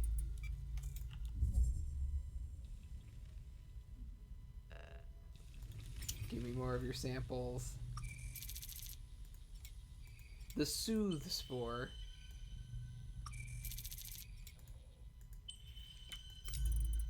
It's like putting a nice face mask on your colony of stalks. Let's see where else we go. The tunnel mouth. The far side of the cavern narrows into darkness. I can feel the faint pulse of the distant current ahead.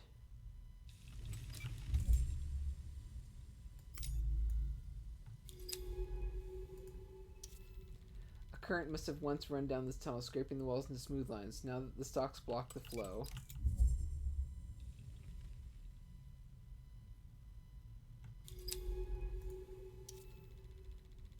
The tunnel is ahead with thick with stalks, scraping the ceiling with their rounded tips.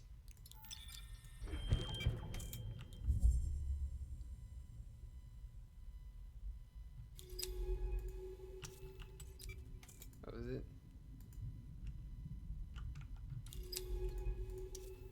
Bright passage. Light filters in from large opening, making the spores drifting in the water glitter like sparks.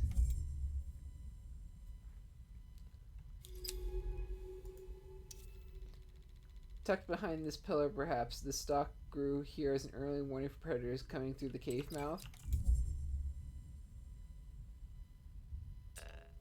Look, the stalks in the cave mouth. They are retracted. Yes. Perhaps if we could make them ascend, they would block the current.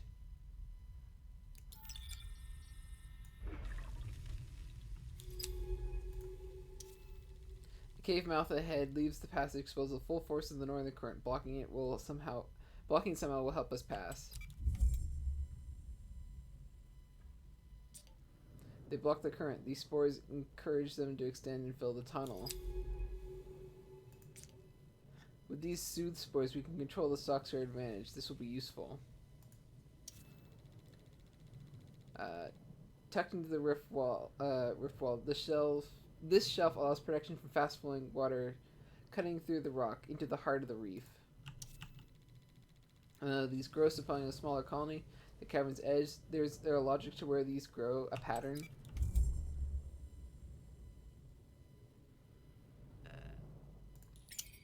definitely gonna need more of these.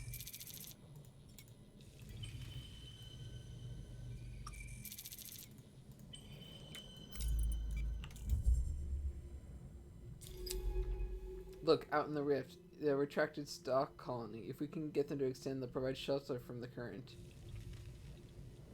Oh, I didn't actually say this one. There's definite correlation between struggling stock colonies and sporing stocks. Are these helping support these colonies? Yes. A handful of stocks cling to the rift wall here, blown into spiraling shapes by the rushing currents.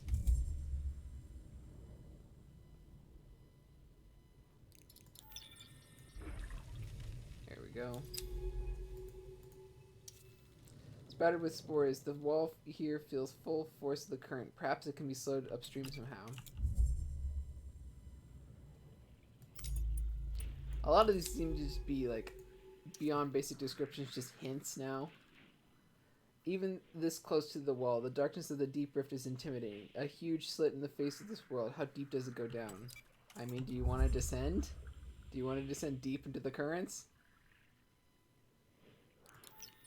I'm guessing we need to do another one right here.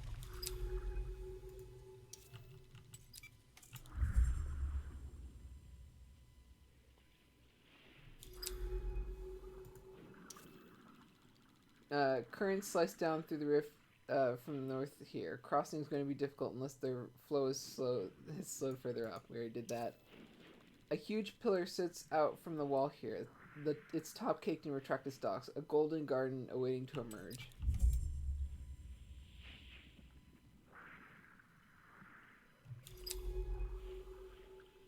Actually, I kind of want to do this one first because that's the incorrect path.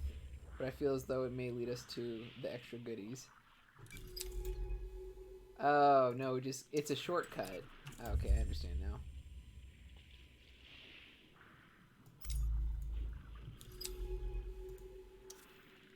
The small opening in the wall provides a little shelter from the howling rift, allowing some stalks to take up root here. We are across. Thank you, stalks. Stonks. Thank you to you too. Bless you, ants. Blants. Another smooth tunnel leads out towards the light.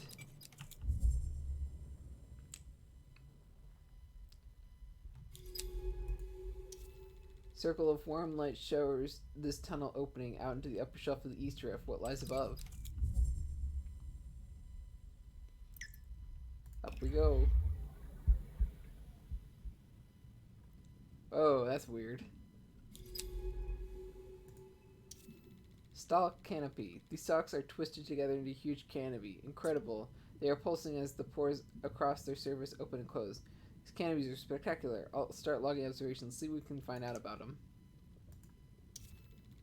Blooming petals. These plants-like creatures seem unrelated to the reef stalks. Their soft petals waving on thin stems.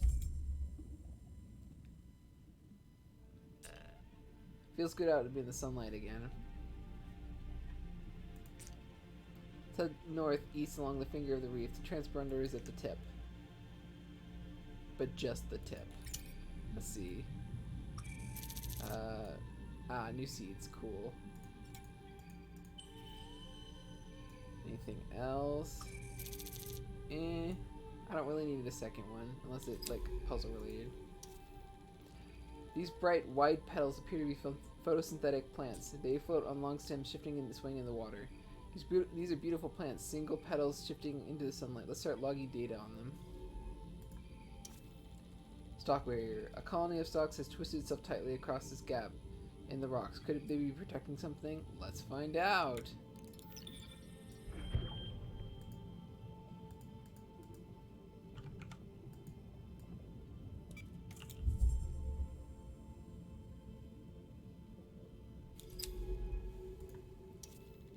Exposed roots. Where the rock shelf has fallen away into the rift, the roots of the canopy above have been exposed. We can sample them here.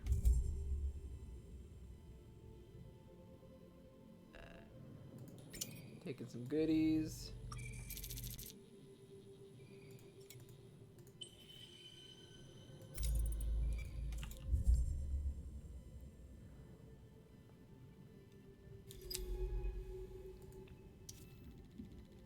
The fractured outcrops all around break up the worst of the northern current, protecting the sandy shelf.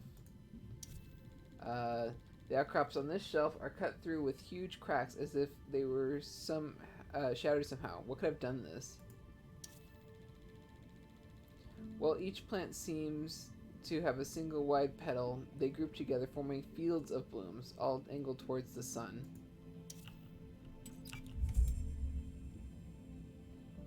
Another colony thing.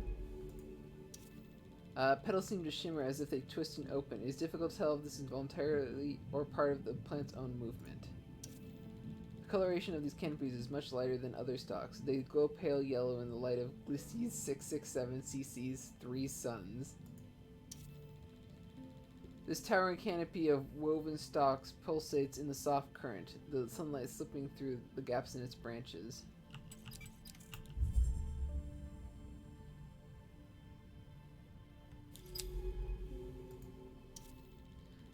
On some petals, there is a thick clump of pollen on the lower part. I wonder how this is dispersed.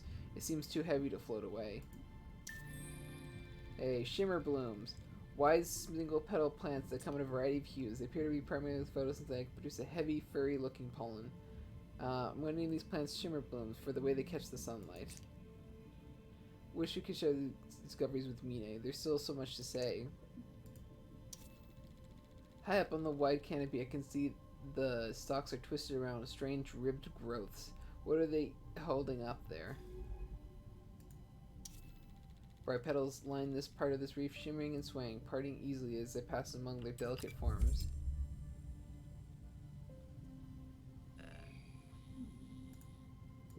Oh, is this more petals? Maybe? Let me take a look. Bright pollen. Yeah, no, this is the same thing. Canopy roots. Stalk roots. Okay. Bonks. Stalk canopy. This canopy has many gaps between its higher stalks, as if something has fallen out or been removed from it.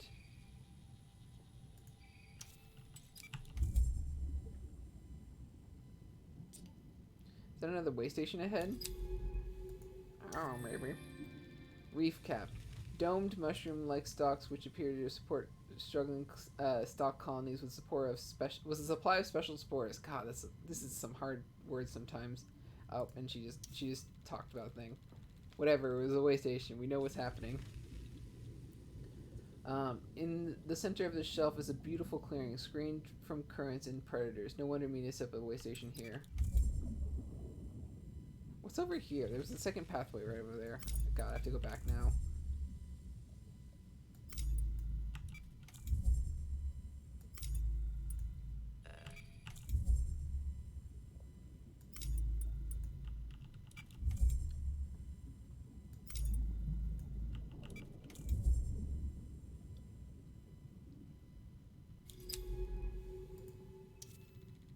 Stalks have grown across this gully, reconnecting the two pieces of rock that look like they must have been one once.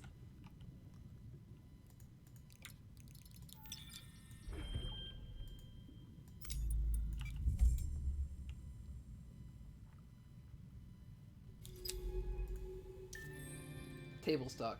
Towering canopies of stalks entwined around ribbed growth. They pulse as their pores systematically open and close. I'm naming these table stalks after the table corals they remind me of. I'll log my notes back at the base.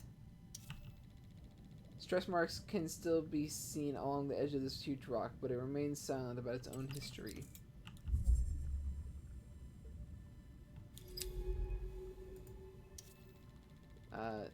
This stalk looks silently out over the deep rift. I wonder if Mine looked over the same view with different eyes.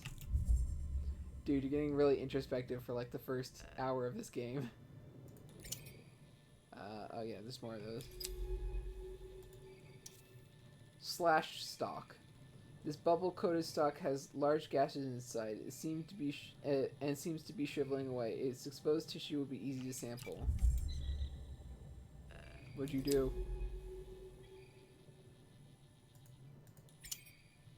Let's see. Weirdness. Yeah, they're all the same thing.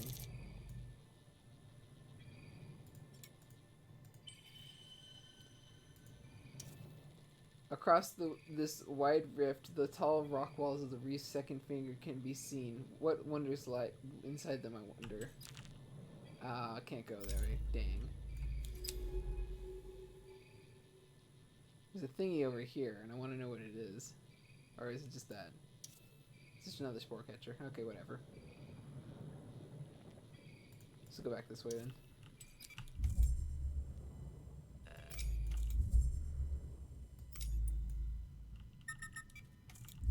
Yes, I know I'm getting low on fuel, but we have enough to get to the way station, so it doesn't matter.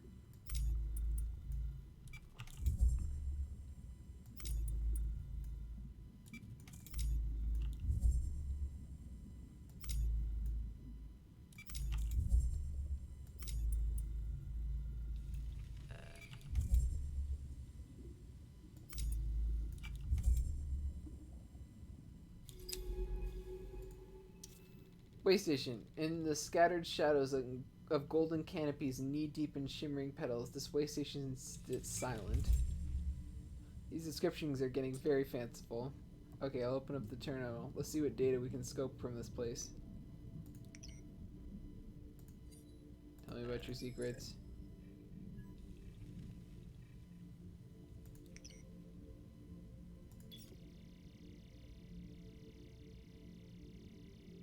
Thank you. Map data.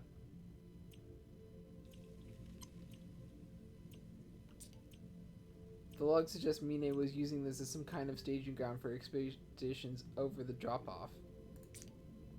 She was looking for something out in the ocean, something deep from the descents she logged here. Mine doesn't do things at random. The way station is a research base. This is calculated. I feel like we're already 10 steps behind her, and we've barely even started.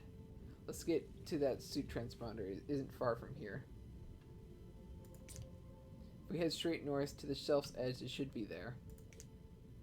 Cool. Let's see if there's anything else. Connection, link. Okay, yeah, everything else is pretty normal. Like many of the large rocks of this shelf, this outcrop has been split, creating a passage to the east and another to the north. Big spores.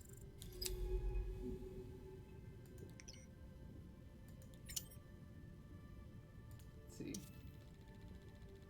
Pulsing growth. Surrounded by shimmering petals, a pulsing stalk pumps out spores. Do these carbon-rich particles feed plants too?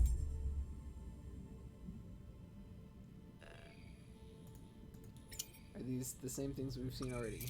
Yeah, soothe spores. Okay, cool.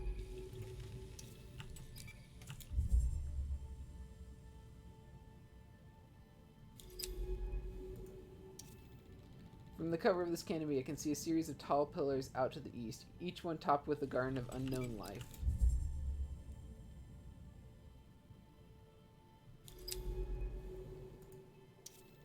A strong current cuts across the east edge of the shelf, with the turquoise haze of the open ocean stretching beyond. But we can't go there because it's blocked due to the strong current.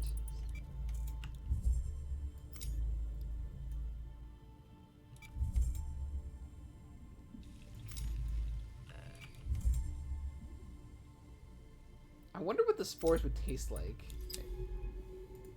Seeing as they're like nutrient rich, they might actually be sweet. A swirl of sand suggests that this passage leads to the reef edge into the open water beyond. Or they could just be super toxic, who knows.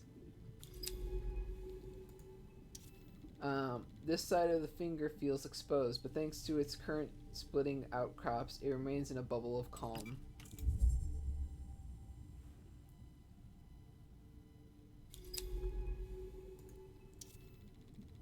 At this tip of the shelf, the outcrops fall away to reveal an unrestricted view of the vast ocean. It is both terrifying and beautiful.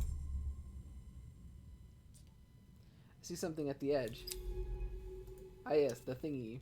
Mine's suit. Open, empty, and half sunk in sand. Why would she leave it? Is that the suit? Oh. Why would she leave it here? And more importantly, where did she go?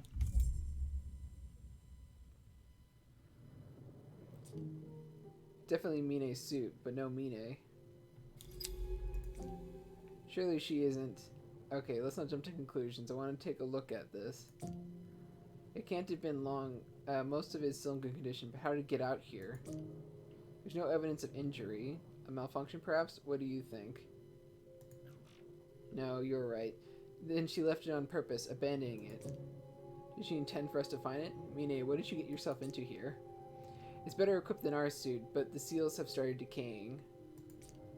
What's this? Mine has rigged some sort of custom propulsion system, probably to deal with currents. We can use this. We'll still need a power source. It won't run off the suit system. Seems like she's fashioned some kind of microbial fuel cell. We need to recreate that if we want to use it. Okay, so let's get this back to the base so I can take a better look. Mine, you better not have done something stupid. I didn't come all this way out here to bury you. I mean, maybe you did. Let's go. Call for drone pickup.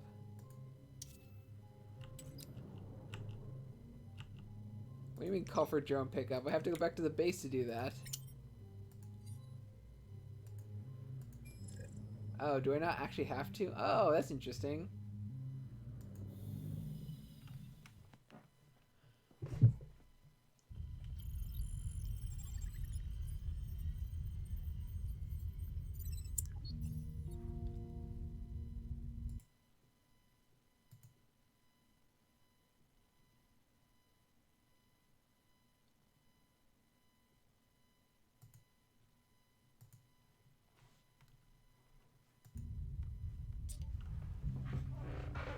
Back with me? Good to hear. Let me update you. I spent the past few hours working on Mine's suit. Bad news is that the majority of it's unusable. Apart from the propulsion system Mine pulled together, we're going to need a power source.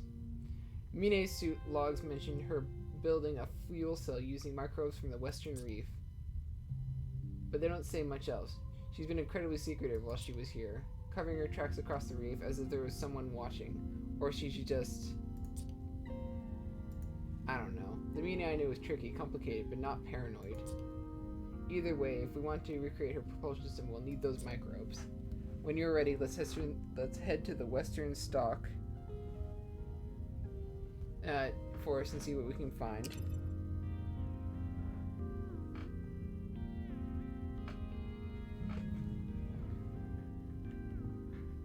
I mean, I think I might actually have it already, but probably not.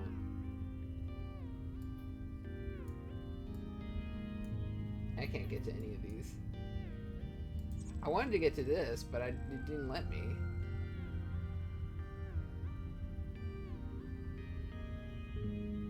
Oh, I already got that one. Oh, okay, let's see. Bay. Let's put these in here.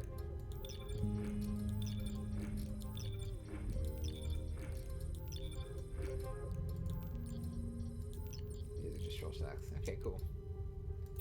Take a look.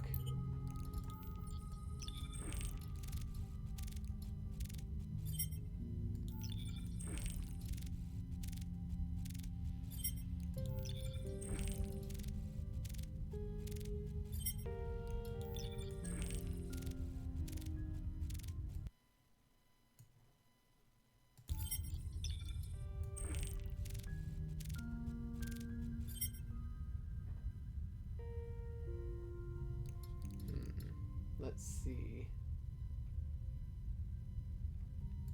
Take a look at the new taxonomy that we got. Jointed cells, stalk scrapers. Theories.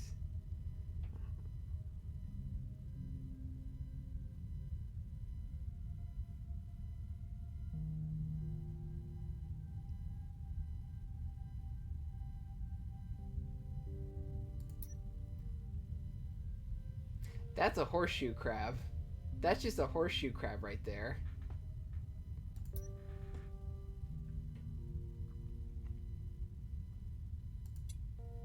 Oops.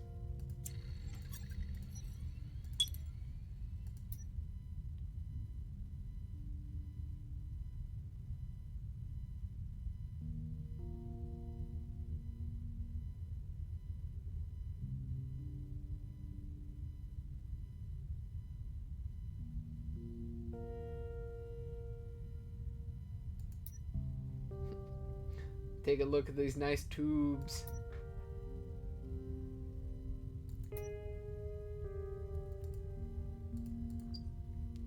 Signal stalks.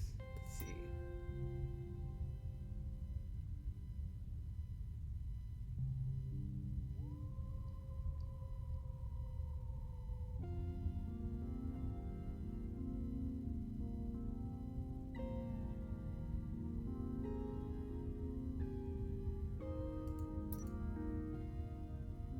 More nice tubes.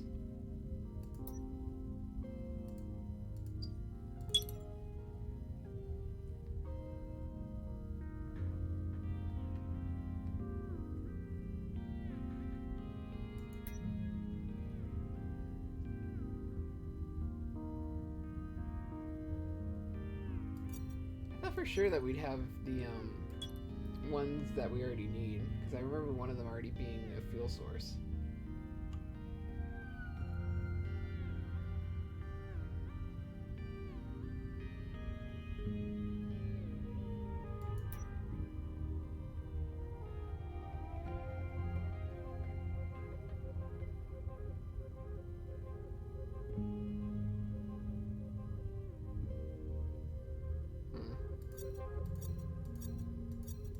Okay, that's all good.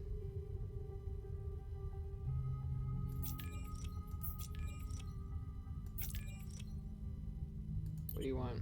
Oh, personal logs. Oh, okay.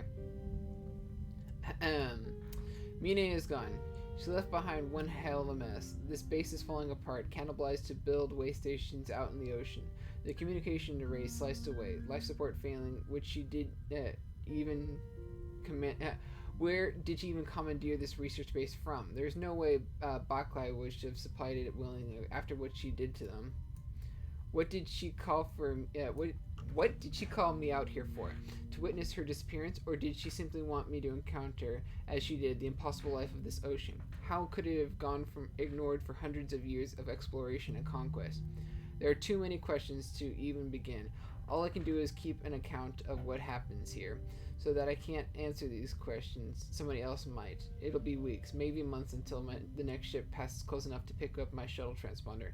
Until then, I'm alone.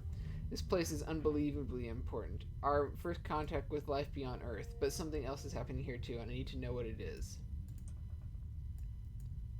Let's see. Mine's suit, open to the ocean, empty. What has she done? I'm trying hard to reconcile the Mine I once knew with the evidence in front of me. When I met her on Kepler 62F, she was intense and quiet, but calculated, intelligent. She wasn't someone to take unnecessary risks, to leap into the unknown. At first, I found her impossibly intimidating. Her expertise working as a biologist far outstripped my own. Baikal brought me to the site as a consultant to examine her discoveries, but I felt like the one under examination. The base was much like this one, a small, older model, sunk in a subglacial ocean. Someone might think a relationship was inevitable, given those intimate conditions, but it wasn't the base that brought me to her. It was that intensity. Over the next few years since, I have tried not to dwell on what happened on Kepler 62F, but being here, living where she has lived, following in her scattered steps, it is impossible not to remember. Did you guys hold hands outside of wedlock? Because that's how you get eaten by the sea monsters. Let's see if there's anything else. There's our person in the lab. Let's take a look at the dive map. Yeah, that really didn't take anything.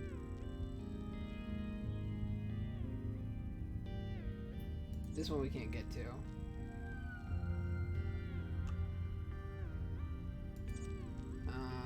Can't get this one because it's part of the big, like, terrifying ravine in there, so we can't do that until the propulsion system's out.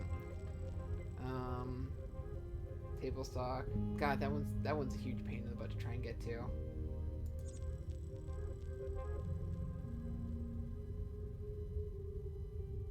Yeah, but we already got microbes from there. They were the explodey ones that were also full of hatred and pain. I think I'll just go here, pick this up real quick, and then go to the other one.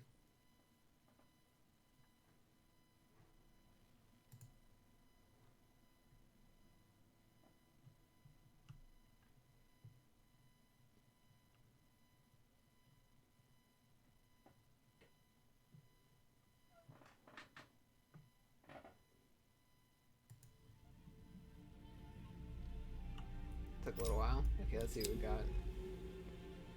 It should be relatively close by.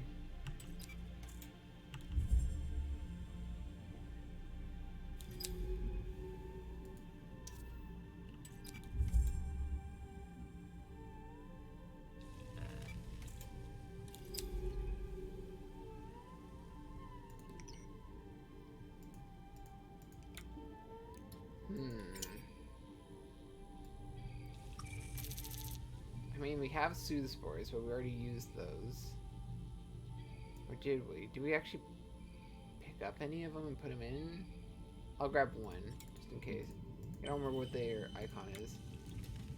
I don't think we've actually used one of those.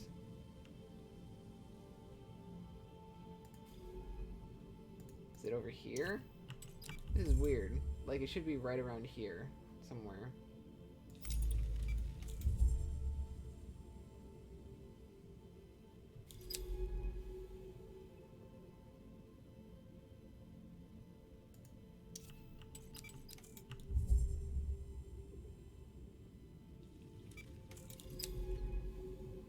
But it doesn't seem like there's actually anything over here. I don't know, this is weird. There's probably something obvious I'm missing.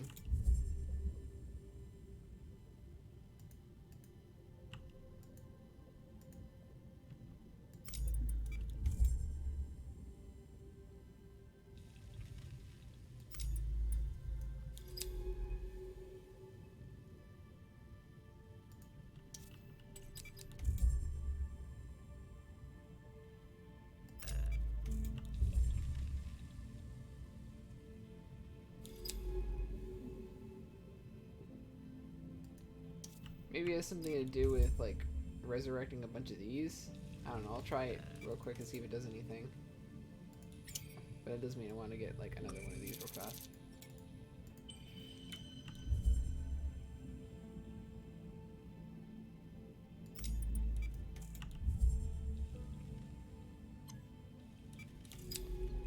Yeah, if I just toss this one out real fast, what does it do? Nothing. Those are not actual stocks. Those are just pollen or whatever. Okay, let's get out of here.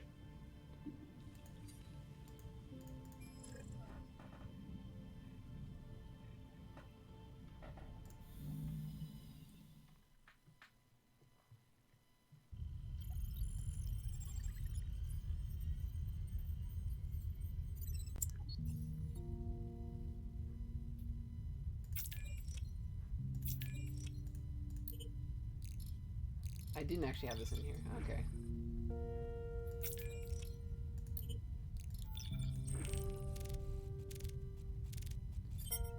Cool. That's bright pollen, float root, stalk spore. Yeah, this is the one that I found previously. That should actually be the thing. That's weird. Okay, quick taxonomy, and let's go out looking for the stuff that we've already found. Reef caps. Do we already have these?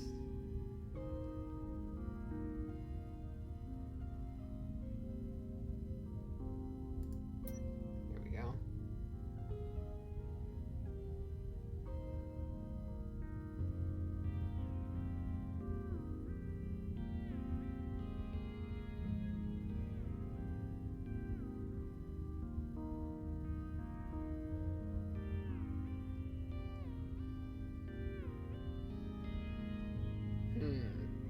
Okay, cool. That seems to be what I was thinking previously, where it was just an emergency, quick little pick-me-up that allows them to survive in tough conditions. Yeah, looks like we have to get out to here. I'm not going to go for any of the rest of these until I can actually get the upgraded booster, because then I'll know for sure that I can actually reach them. I don't want to go all the way out there and it turns out that it's going to be blocked behind a tough current, and then I'll just have to walk all the way back or something.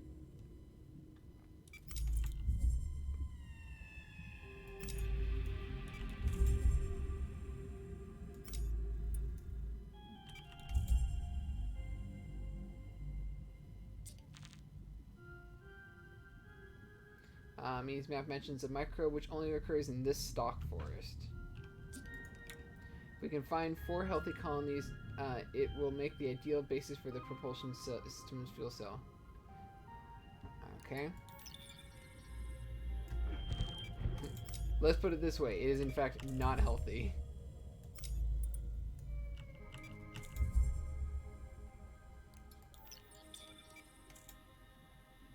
Let's see. How about right about here? Give me the stuff.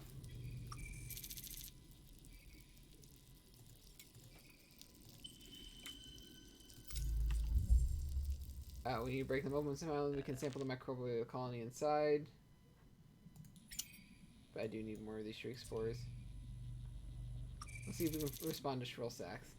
Okay, I don't think I was meant to do this like so quickly and going out and just like picking up all the fun extra stuff.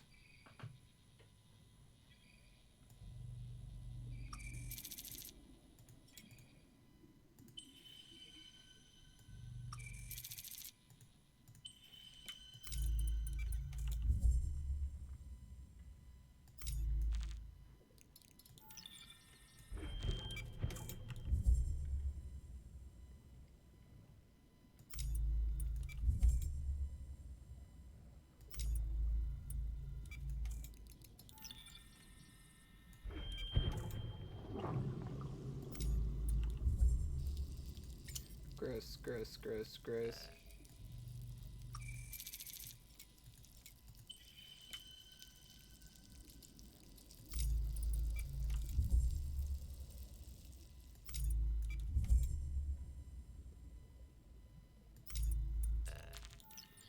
Something different about the growth patterns in this forest. Yes, because of these horrific things over there.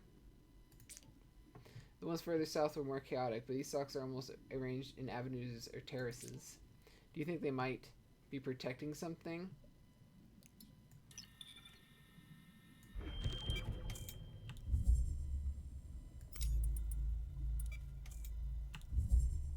Oh wait, I need more of these. One sec. I need to think about it some more. Perhaps they are quarantining rather than protecting.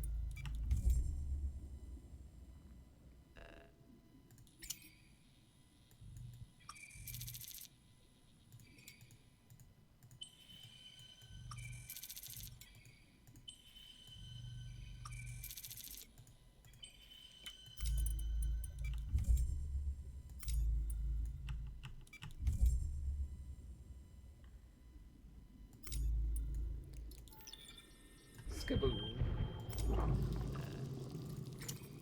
God, I just hate having to be covered in literally acidic schmutz every single time I want to collect one of these. Great, now we have plenty of these. Good, get me out of here now. But where did this infection come from? The stalks seem to be struggling to deal with it. Or is this part of their expected life cycle? What do you think? Absolutely not. I agree, this feels like a rare event, an epidemic perhaps, but what is the source? Either way, let's bring these back to the base as soon as we can. We can analyze these samples there. Call them the pickup.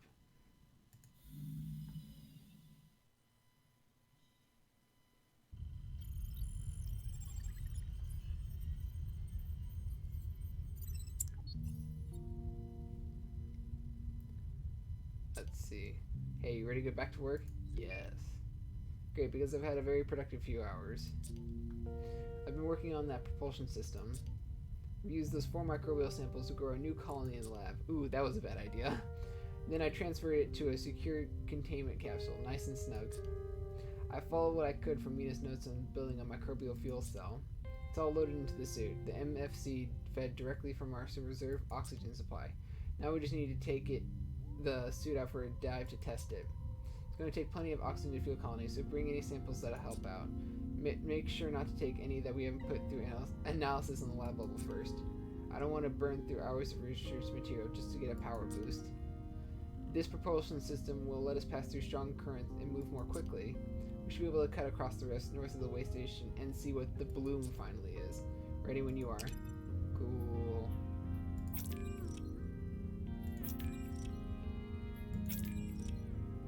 Do I have any more stuff? I can't remember. Nope, it's just those.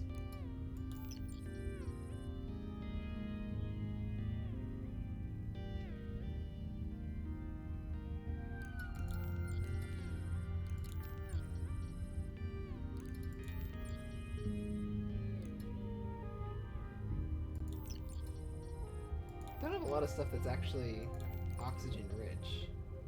And maybe the Sue's spore. Ah, here we go. Canopy root.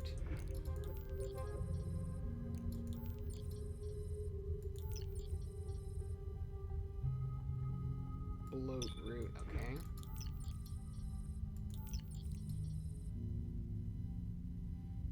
Oh, yeah, this is just shrill sack. Yeah, they all seem to be fuel based. No, not a lot of them seem to be oxygen based. It makes it a little bit awkward. Tell me your secrets. Wait, I just read this. What the heck? Okay, let's just go. Let's try going out here real quick. I want to take a look. Maybe you have to go up and then hop across like that.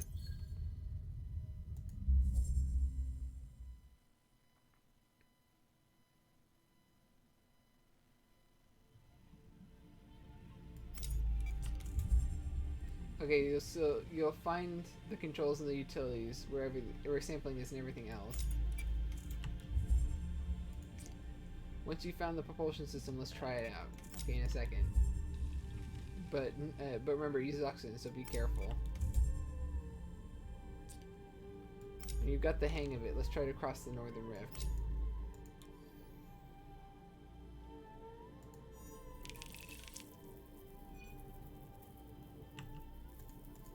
Why is this vector block?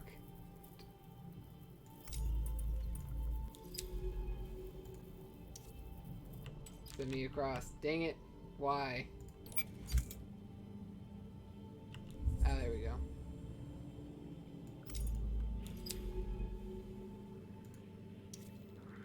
East of here, the current fades and strange pillows rise up along the dark ocean floor. I gotta read these real fast because otherwise I'm gonna run out of fuel in the middle of this.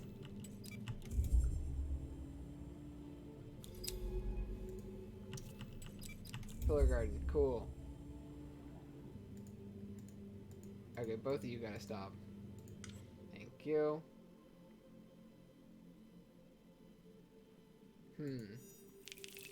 Oh, okay, I understand the way it works now.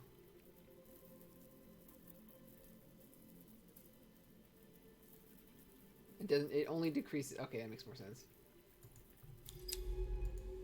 Because let me just read these real quick. Large pillar. This large pillar extends down into the murk of the deep water below, standing and probably tall and straight, a geological anomaly. Feathery creature. A cleverly camouflaged creature, mainly composed of feathery frond-like arms, which it waves rhythmically as it moves. These funny feathered creatures are all around these gardens. Let's start observing their movements. Shimmering petals. In the sunlight, these spade-like petals open themselves wide to the light, welcoming it gratefully. Creature tracks. Patterns of dents in the sand show the paths of the feathery creatures that cross from pillar to pillar in slow and purposeful loops.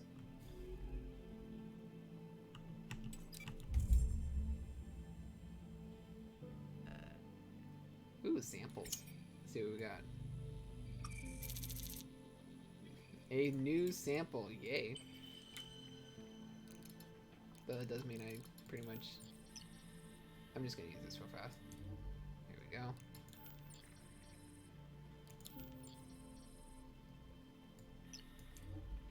I don't know why I didn't put these back. Here we go. It appears that a number of creatures' feathery arms have sharp edges that they use to prune the pillar garden's flora. Silken plant. These long, pale green strands of plant matter entwine in flat blades, which trail horizontally between the pillars. These twisted strands are like webs between the pillars. Let's start logging them. Okay. How did these monoliths form? Perhaps they are cores of harder rock which remained when the rest was eroded away.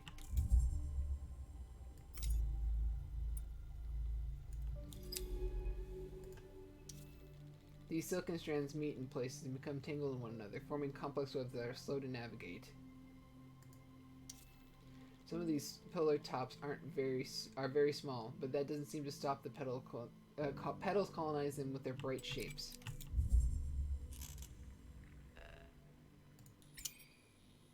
Are these more petal bits? Yeah, these are just more bright pollen. So these must be the creatures that actually pollinate these. The individual thin fibrous strands which makes up these pillar bridges are so fine they could almost be silk.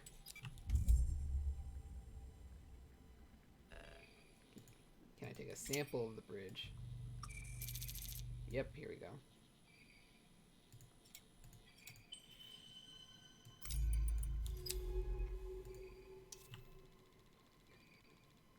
It's easy to confuse once you are among these web tendrils, navigating between sunken islands of life.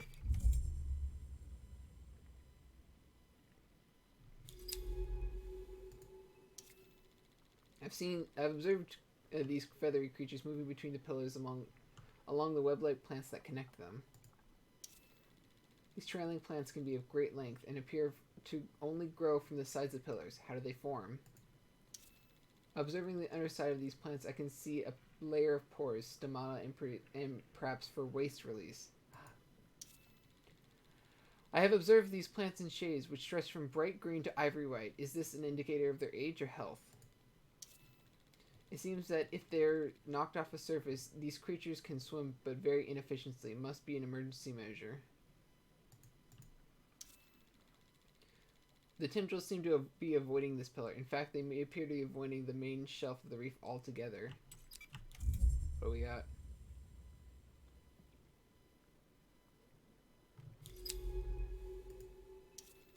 I've noticed these strands don't connect directly to the pillars, but disappear into holes in their sides. What are they connected to, then?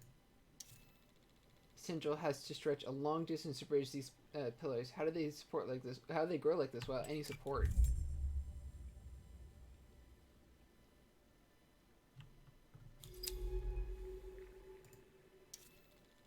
Small burrow. Too small to enter. This hole leads a hole in the pillar leads deep into the rock. A tail piece left by the inhabitant just sits inside. We could sample it. Give me the samples. Yes, do want.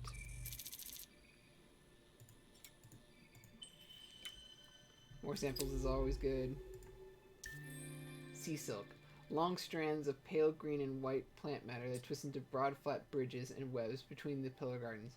I've named the sea silk, though I'm not sure what kind of plant it is. Check my notes back at base. Where these tendrils meet, the feather creatures are able to carefully clamber from one to another, leaving behind feathers as they do. Ooh, give me some feathers.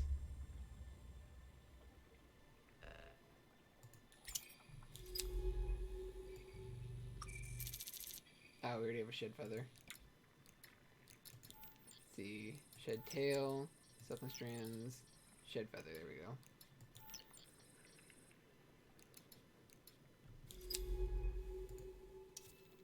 Tangled tendrils. These tendrils have grown close enough to each other to form complex tangle of small strands between the small pillars.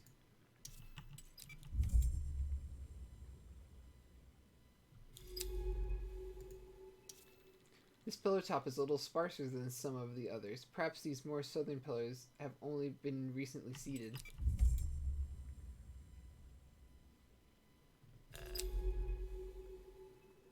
Didn't I already sample this? Yeah, this is bright pollen. Despite sitting all the way out here, this pillar is hooked up to others by a long tendril.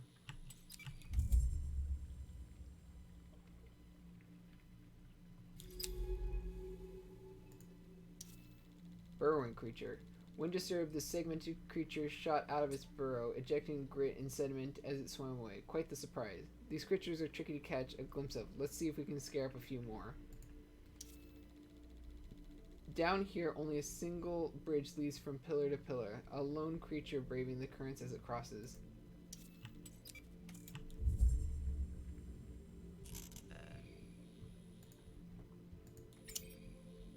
Oh yeah, I should probably...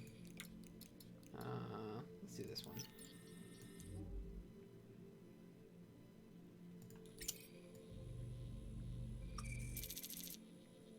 Ooh, that's worth a lot of stuff.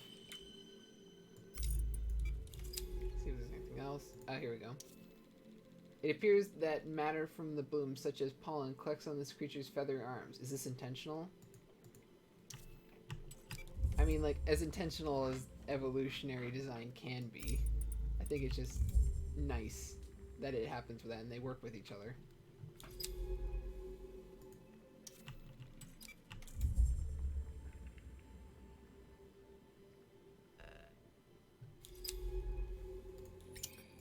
What do we got here? Oh, just more bright pollen. Exposed tendril. A tendril loosely dangles from a pillar, its root half pulled out of the rock. It is pale and bulbous. We could sample it here.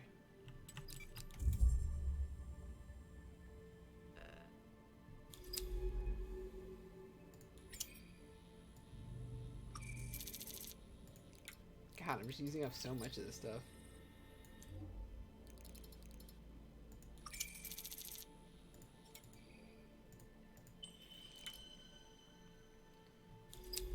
And I still need to do one more for like the further down area over here, which leads to the last one. Or maybe it's over here. Maybe I'm almost done. One final bridge stretches down to the southernmost pillar, a strand swaying with the rising current.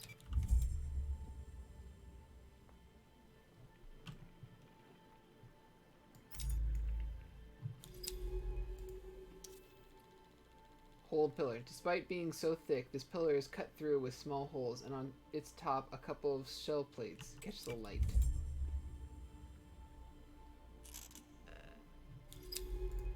No, tell me your secrets. Burrowing creature. These creatures scrape away the pillar's surface, carving their burrows into the rock. It is impressive given the density of the pillar. Yep, that's new.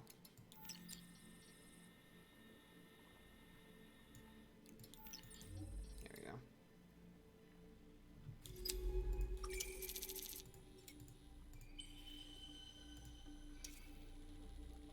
These small, young petals are starting to open up to the three suns of Glycée 667cc.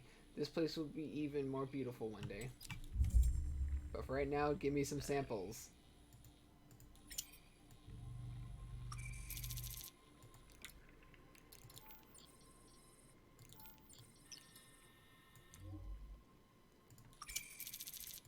Click this up. There we go. That seems to be the last one in this area.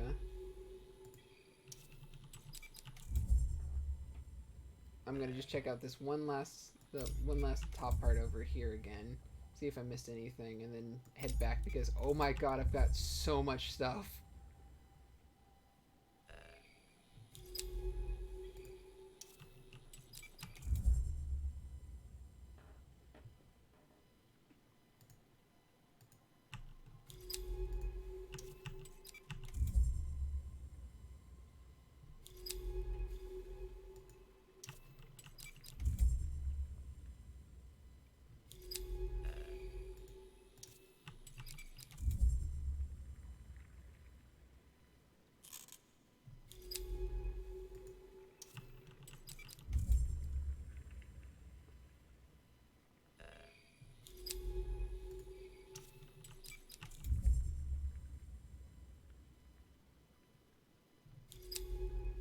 Ah, here we go. Let's do a couple more. Crossing creatures. The feathery creatures that pass along the tendrils seem to be unshakable in their routines, each one carefully doing its rounds. And this impossibly thin pillar rises up from the murk like a pencil, its sides marked by a faint strata of geological eons. Man, they really got to use out of their like dictionary / thesaurus combo when they were making this game. There we go. Gardener. A feathery, slow-moving creature that prunes the plants of the garden, moving between pillars along the silken bridges. I'm calling these gardeners. They're so attentive and purposeful. I want to know more about them. Wide gap. This gap between the pillars are a pattern I cannot read, one that speaks of complex geological history. Or outside measures of non-natural endeavors. These two tendril bridges almost meet before disappearing into holes in the pillar. Are they rooted to the rock inside?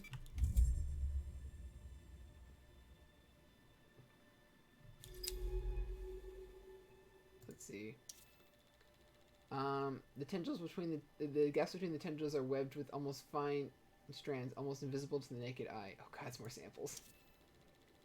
This patch of water is entirely enclosed by webbed tangles, and thin strands float through the water like lost hairs. That sounds gross. This broad pillar is full of rough-looking boreholes. Chitin plates glinting here and there suggest they are burrows. Okay, let's keep going.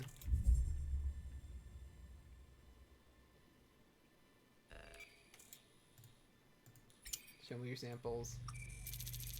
Okay, they already have silicon strands. That works.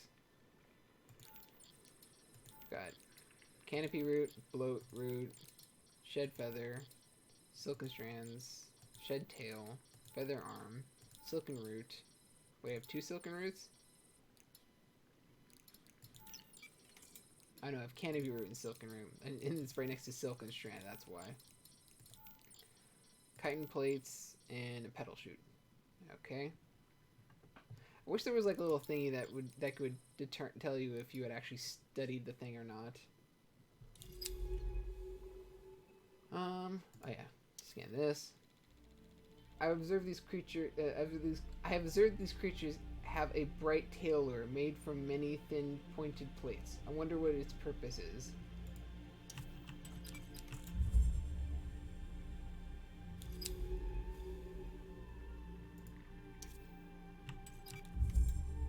Just gonna check this quick because I have a feeling this is another sample, but it might be the same thing. Yeah, chitin plate. The lower parts of this pillar are marked with narrow holes. Around them, small plates of chitin shells glint.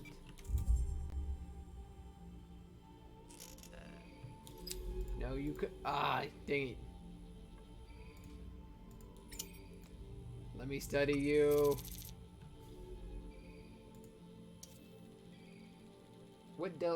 Which dictates which pillars the tendrils stretch to and from? I am only yet to see a tendril which is only halfway I've yet to see a tendril which is only halfway formed.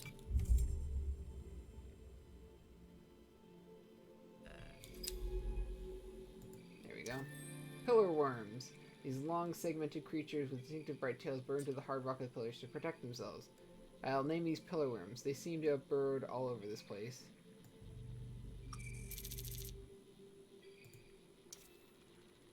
This pillar top is thick with waving petals, each one caked in tiny particles of golden pollen.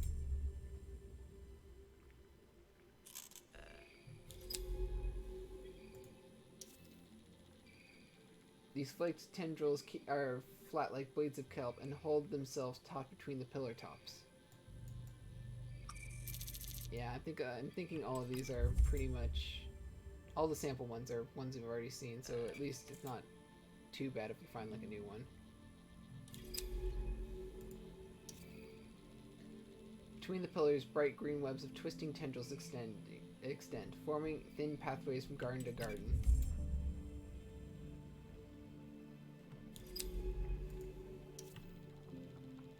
The green tendrils that enclose the space seem to calm the currents, creating a pool of still water.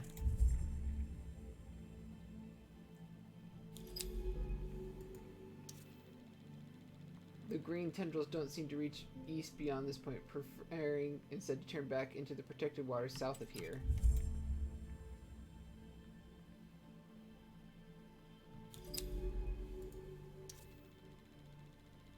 Out away from the pillars, the ocean grants a sense of vertigo, fading down to unknown depths below.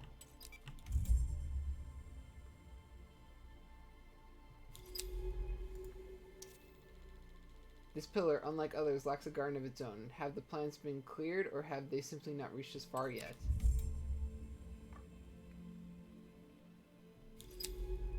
What's that?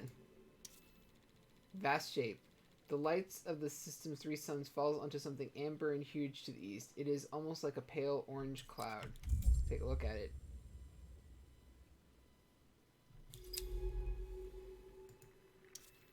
Shifting tentacle. Object. This translucent tentacle doesn't have a fixed shape. Its individual parts instead cycle through development phases as they cohere. Why do I feel as though this is weird? Big. Floating colony. These golden yellow streams of life shift around solid objects held...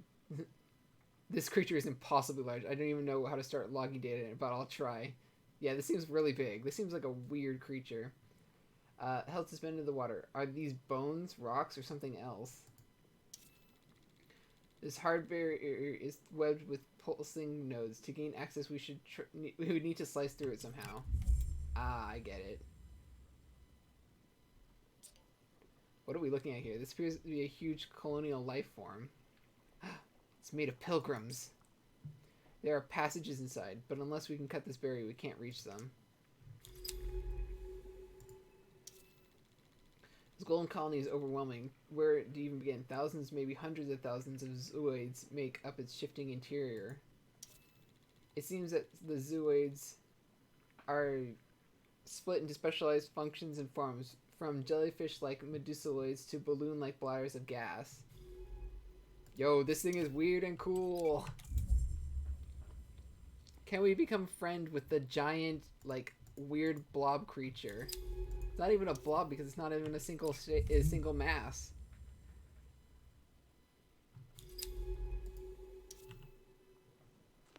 Okay, yeah. Let's just head back until we find a way to cut our new friend a little bit. Just a little bit. I just want to see what your insides look like. No, that is not a good way to make friends in normal everyday conversation.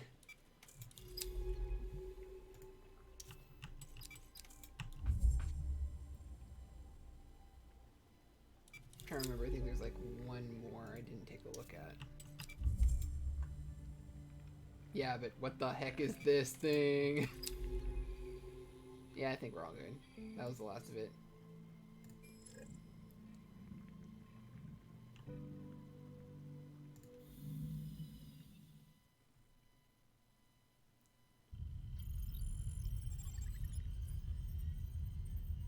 Oh, 3.6 hours. Apparently we can do it a little bit faster now.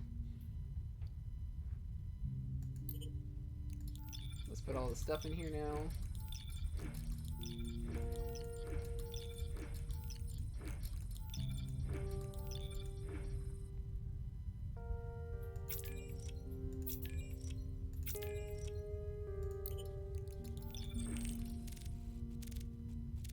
Seems a little weird that we have to drag it into here and then drag it back out in order to do this.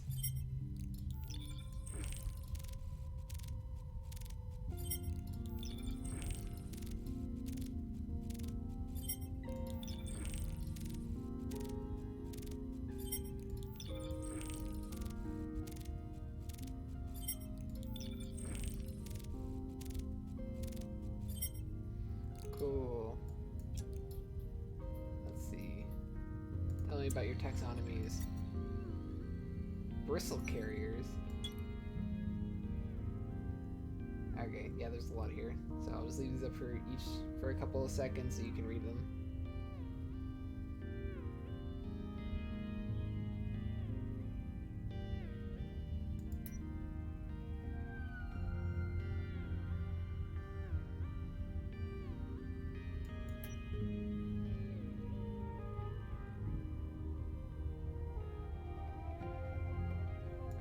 Let's take a look at them. Wait, this is the gardener? Oh, that's weird. I thought it was gonna look like one of those prehistoric creatures with like the feathery things, but no, this looks like a walking plant.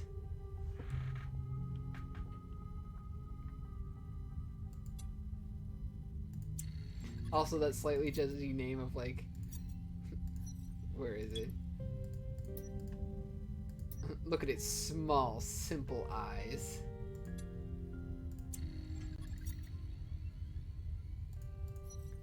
Pillar worm.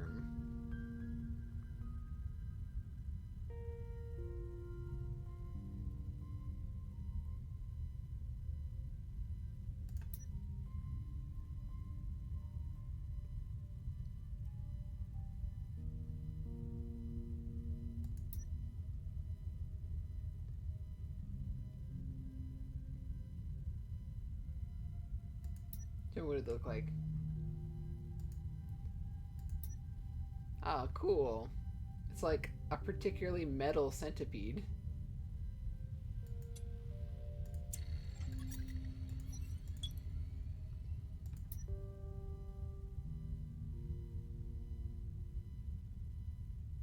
Aw, he names him after her. That's cute.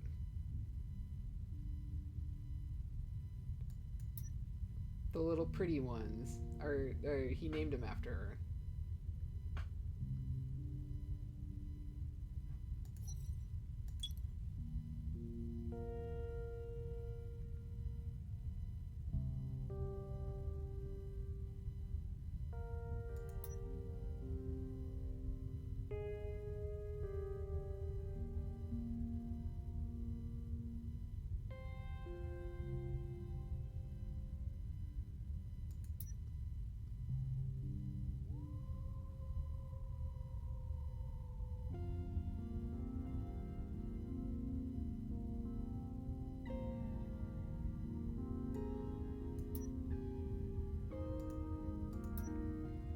The root creature. That's a little weird. But okay, we'll go with it. Is there anything else? No, we got rid of this one. Let's see, how much more we got over here? Okay. We'll go to the next waypoint and then let's see how long that's gonna take.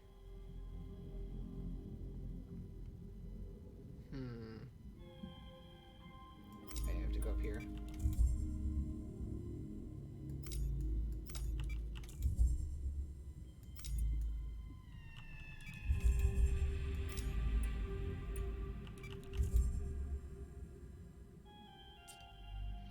Impressive. The split in the shelf is incredibly wide and deep. Okay, well here goes nothing. Start with the propulsion system and let's cross.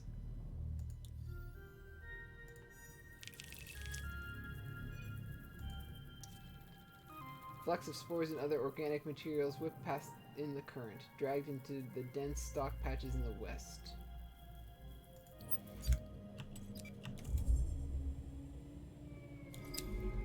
I'd love to be able to read these right now, but it's like, you gotta be fast.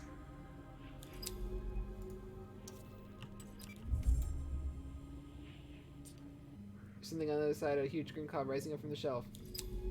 Cool. That must be the bloom.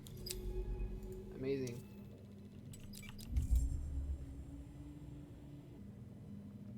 Yeah, okay, there we go. I'll just read this one real quick. Northern shelf. Less dramatically shattered than the central reef, the northern shelf slopes down gently through layers of sediment. The bloom. What ecological crisis spawned this green mass? How is it connected to the reef? If answers are anywhere, they are inside. Yeah, I'll just read this one real quick. Oh god, this place sucks. It's totally anorexic. Anoxic. Okay. Bulbous and shiny, these formations sit under a coating of green filament and growth. Gross, gross, gross, gross.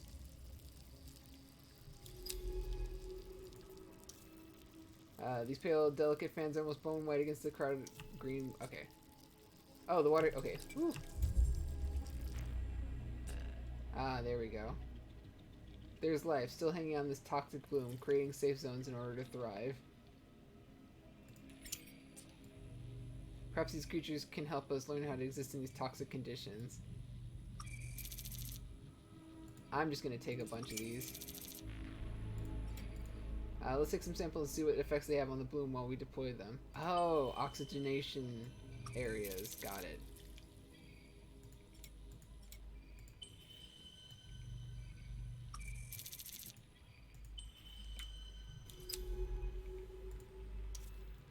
Occasionally, this fan shivers, releasing a flurry of green growths that have gathered among its gossamer spines.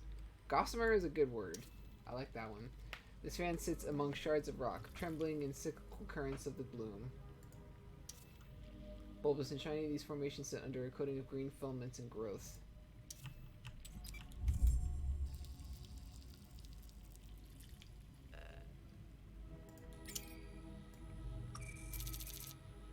Fan dust. Yo, if that's all we needed, then like just check out any gamer's computer and you'll probably find a bunch of that.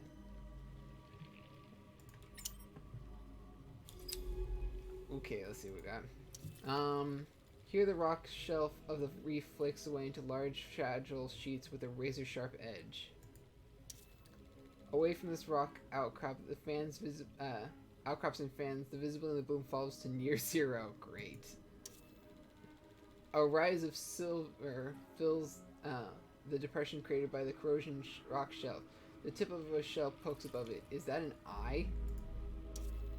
Bivalve creature.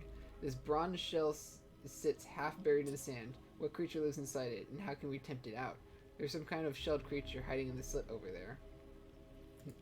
Hey, do you want oxygen? We need to figure out how to tempt it out of its burrow.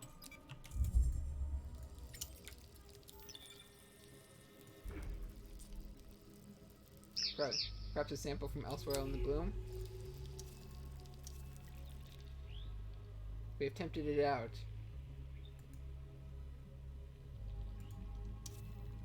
The shattered rock catch microbes strings drifting in the water, draping themselves in a shifting web of hair.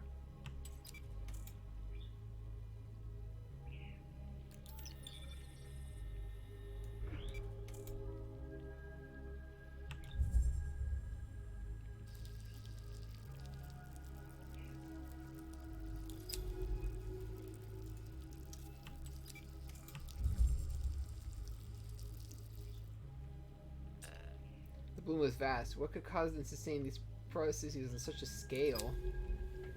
That's a really good question, because this is a lot of microbes in a single area. The oxygen, the microbes here must be metabolizing some other substance in order to persist. Maybe they're just anaerobic. These fans seem to be filtering the waste of the bloom to feed. Behind each one is a small area of clear, oxygenated water. To the north of the blooms, whiffs around in cycles of heavy growth like a thunderhead forming. Silt has gathered around the base of the wide outcrop, and the signature of life forms buried within can be detected. Eaten away by the bloom, this outcrop is marked with patina of tiny holes. These creatures bury themselves to hide from the bloom's toxicity, making them one of the few life forms that can survive in the bloom.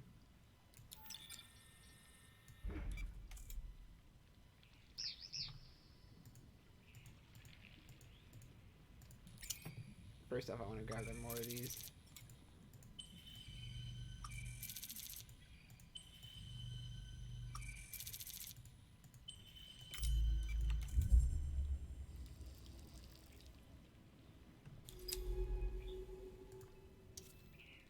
Among the flashes, I see tiny blue. Among the green, I see tiny blue flashes, occasionally flickering.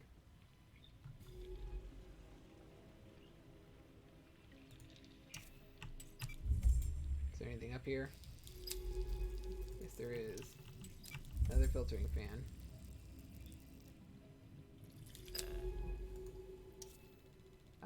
There's a faint fizzing that emerges from these fans. It appears to be caused by the coating of their spines reacting with the bloom. That's gotta be really hard to hear because you're underwater. And sound gets dampened incredibly quickly by water. And whatever the heck this, like, bloom is made out of.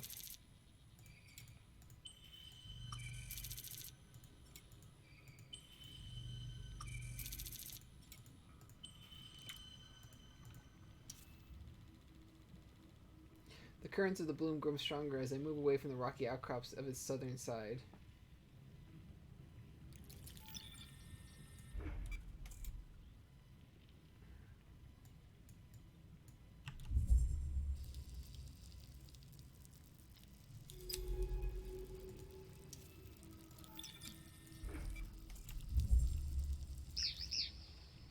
Tell me your secret, strange creature. Okay. Fan-like fins which can fold down, and a simple set of retractable eyes enable this creature to totally conceal itself within its shell. Ah, yes. We have now found the Pokemon, Shelder. Green clouds drift above a rock floor, honeycombed with holes.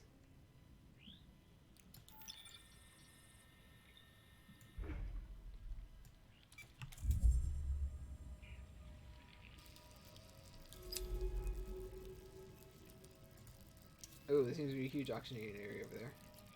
Yo, I put down some stuff. Why are you being weird? Thank you. Oh god, it only lasts for a short amount of time. They form cool lights. Don't care. Get me out of here. A fizzy membrane of oxygenated water.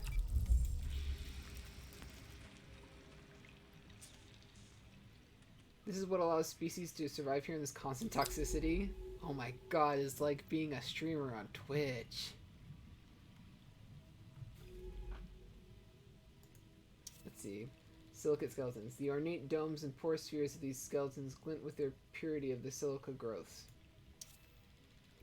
Within the open structures of these nests, swarms of glinting particles form shifting shapes.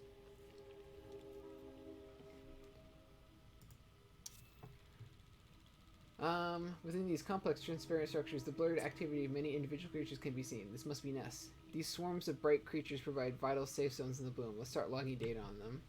Sounds like a good idea.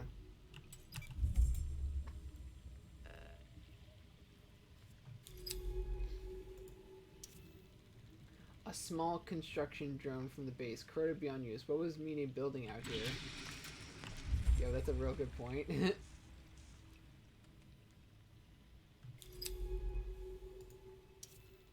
Beyond the bubble, the green clouds gather again. With the water sapped of all oxygen, what can be fueling this endless growth?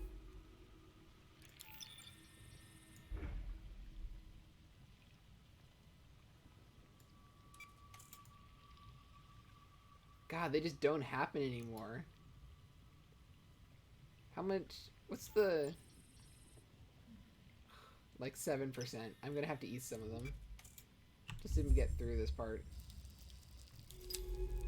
This part's just gonna be a mad dash, so I'm sorry I can't read these. Screen everywhere. This place sucks.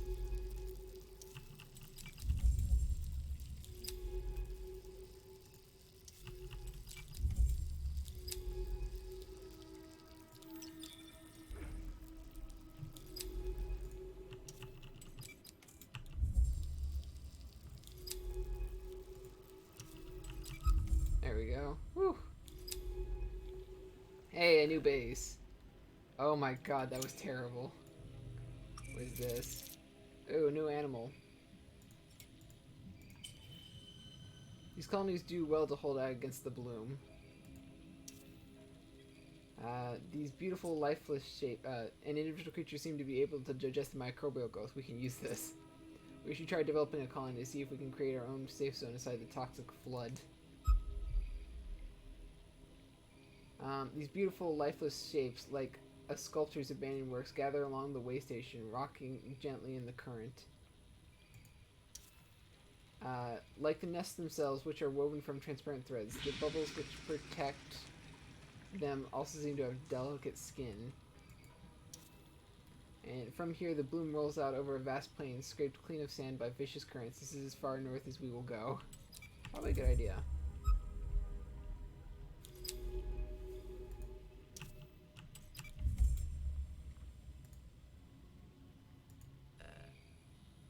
Maybe I should just take another sample real quick.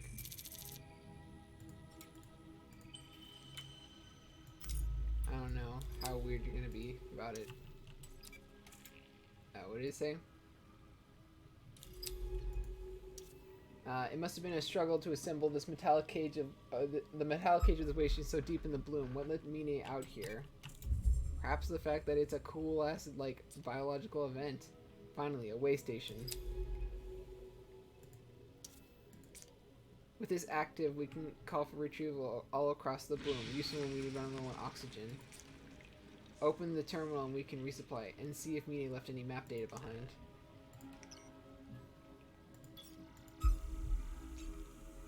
Download the map data.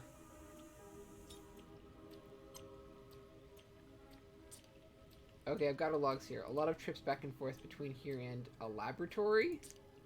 That means she must have set up a remote lab somewhere deeper in the bloom. Jesus. She spent months making it trips varying materials from elsewhere in the bloom to here. She was studying something important to her. We have to find that lab. I'll log the coordinates on the dive map when we get back to base. This side of the bubble seems so close to the way station. If it were to shrink, any foothold we would have in this green desert would be lost.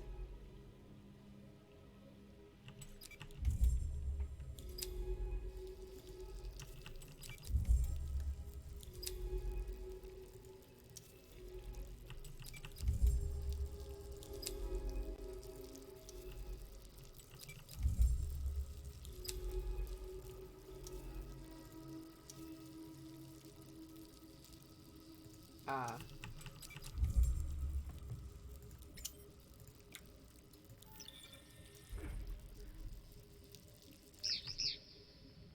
Thank you. Never mind. You only did that for like half a second.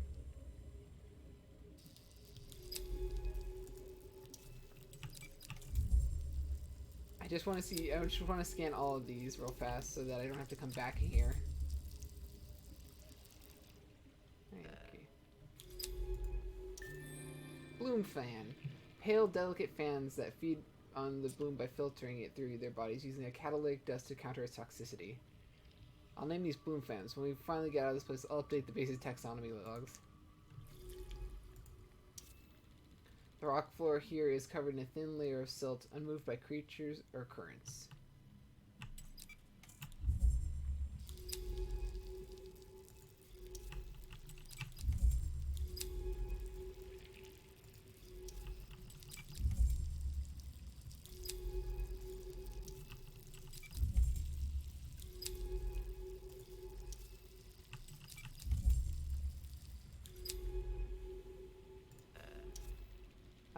When their protective bundles begin to fail, these creatures burst from their nest to repair them, swarming out to weave more threads. The center of this bubble rounded shapes it in a bed of silt. Around them, the water dances with streaks of refracted light.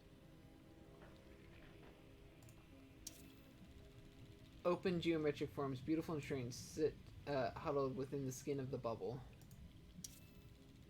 Though physical objects seem to be able to pass the fizzing skin of the bubble completely, the bubble completely obstructs the bloom's microbial clouds. I have to go back up here and get this one again.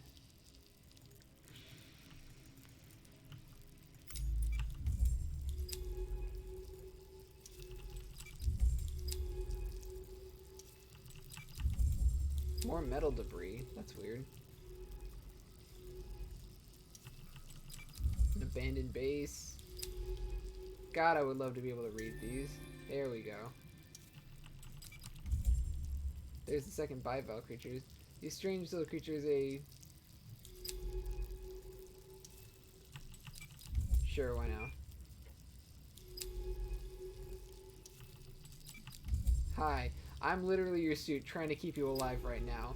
Please, let's not do this right now.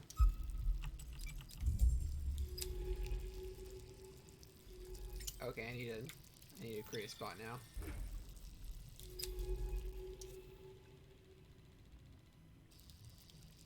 These olive green clumps of bubbles. Oh god, come on.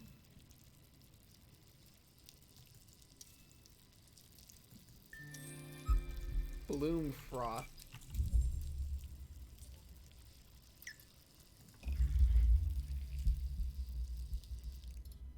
Okay, good. Whew. The lower area is safe. Curved walls streaked with cascades of green bubbles, all glassy and sickly green in the light of the suit's headlamps. Corroded into this tunnel mouth, the steel is stuck fast. The only way would be to cut straight through. Great. Okay, I know what I have to do.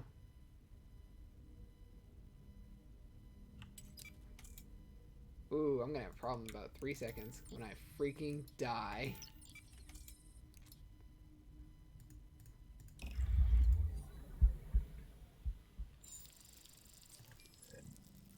I can't. What's going on? The suit is shutting down. Come on. Wait, did I wait? Did it work? Come on, please tell me it work. 5.1 hours. Rebooting.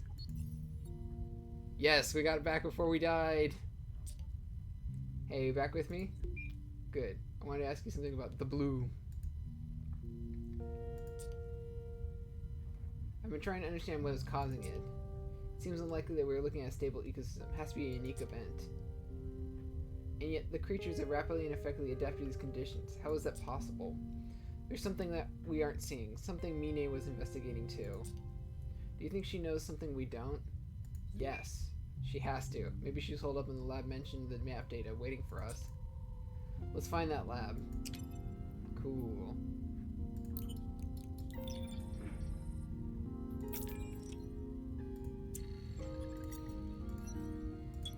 Bloom fans.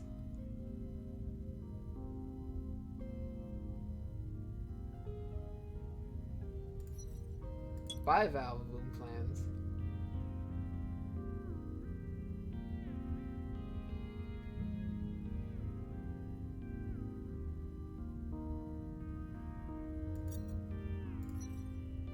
Cyanophagia, blue-green algae. These guys are jerks.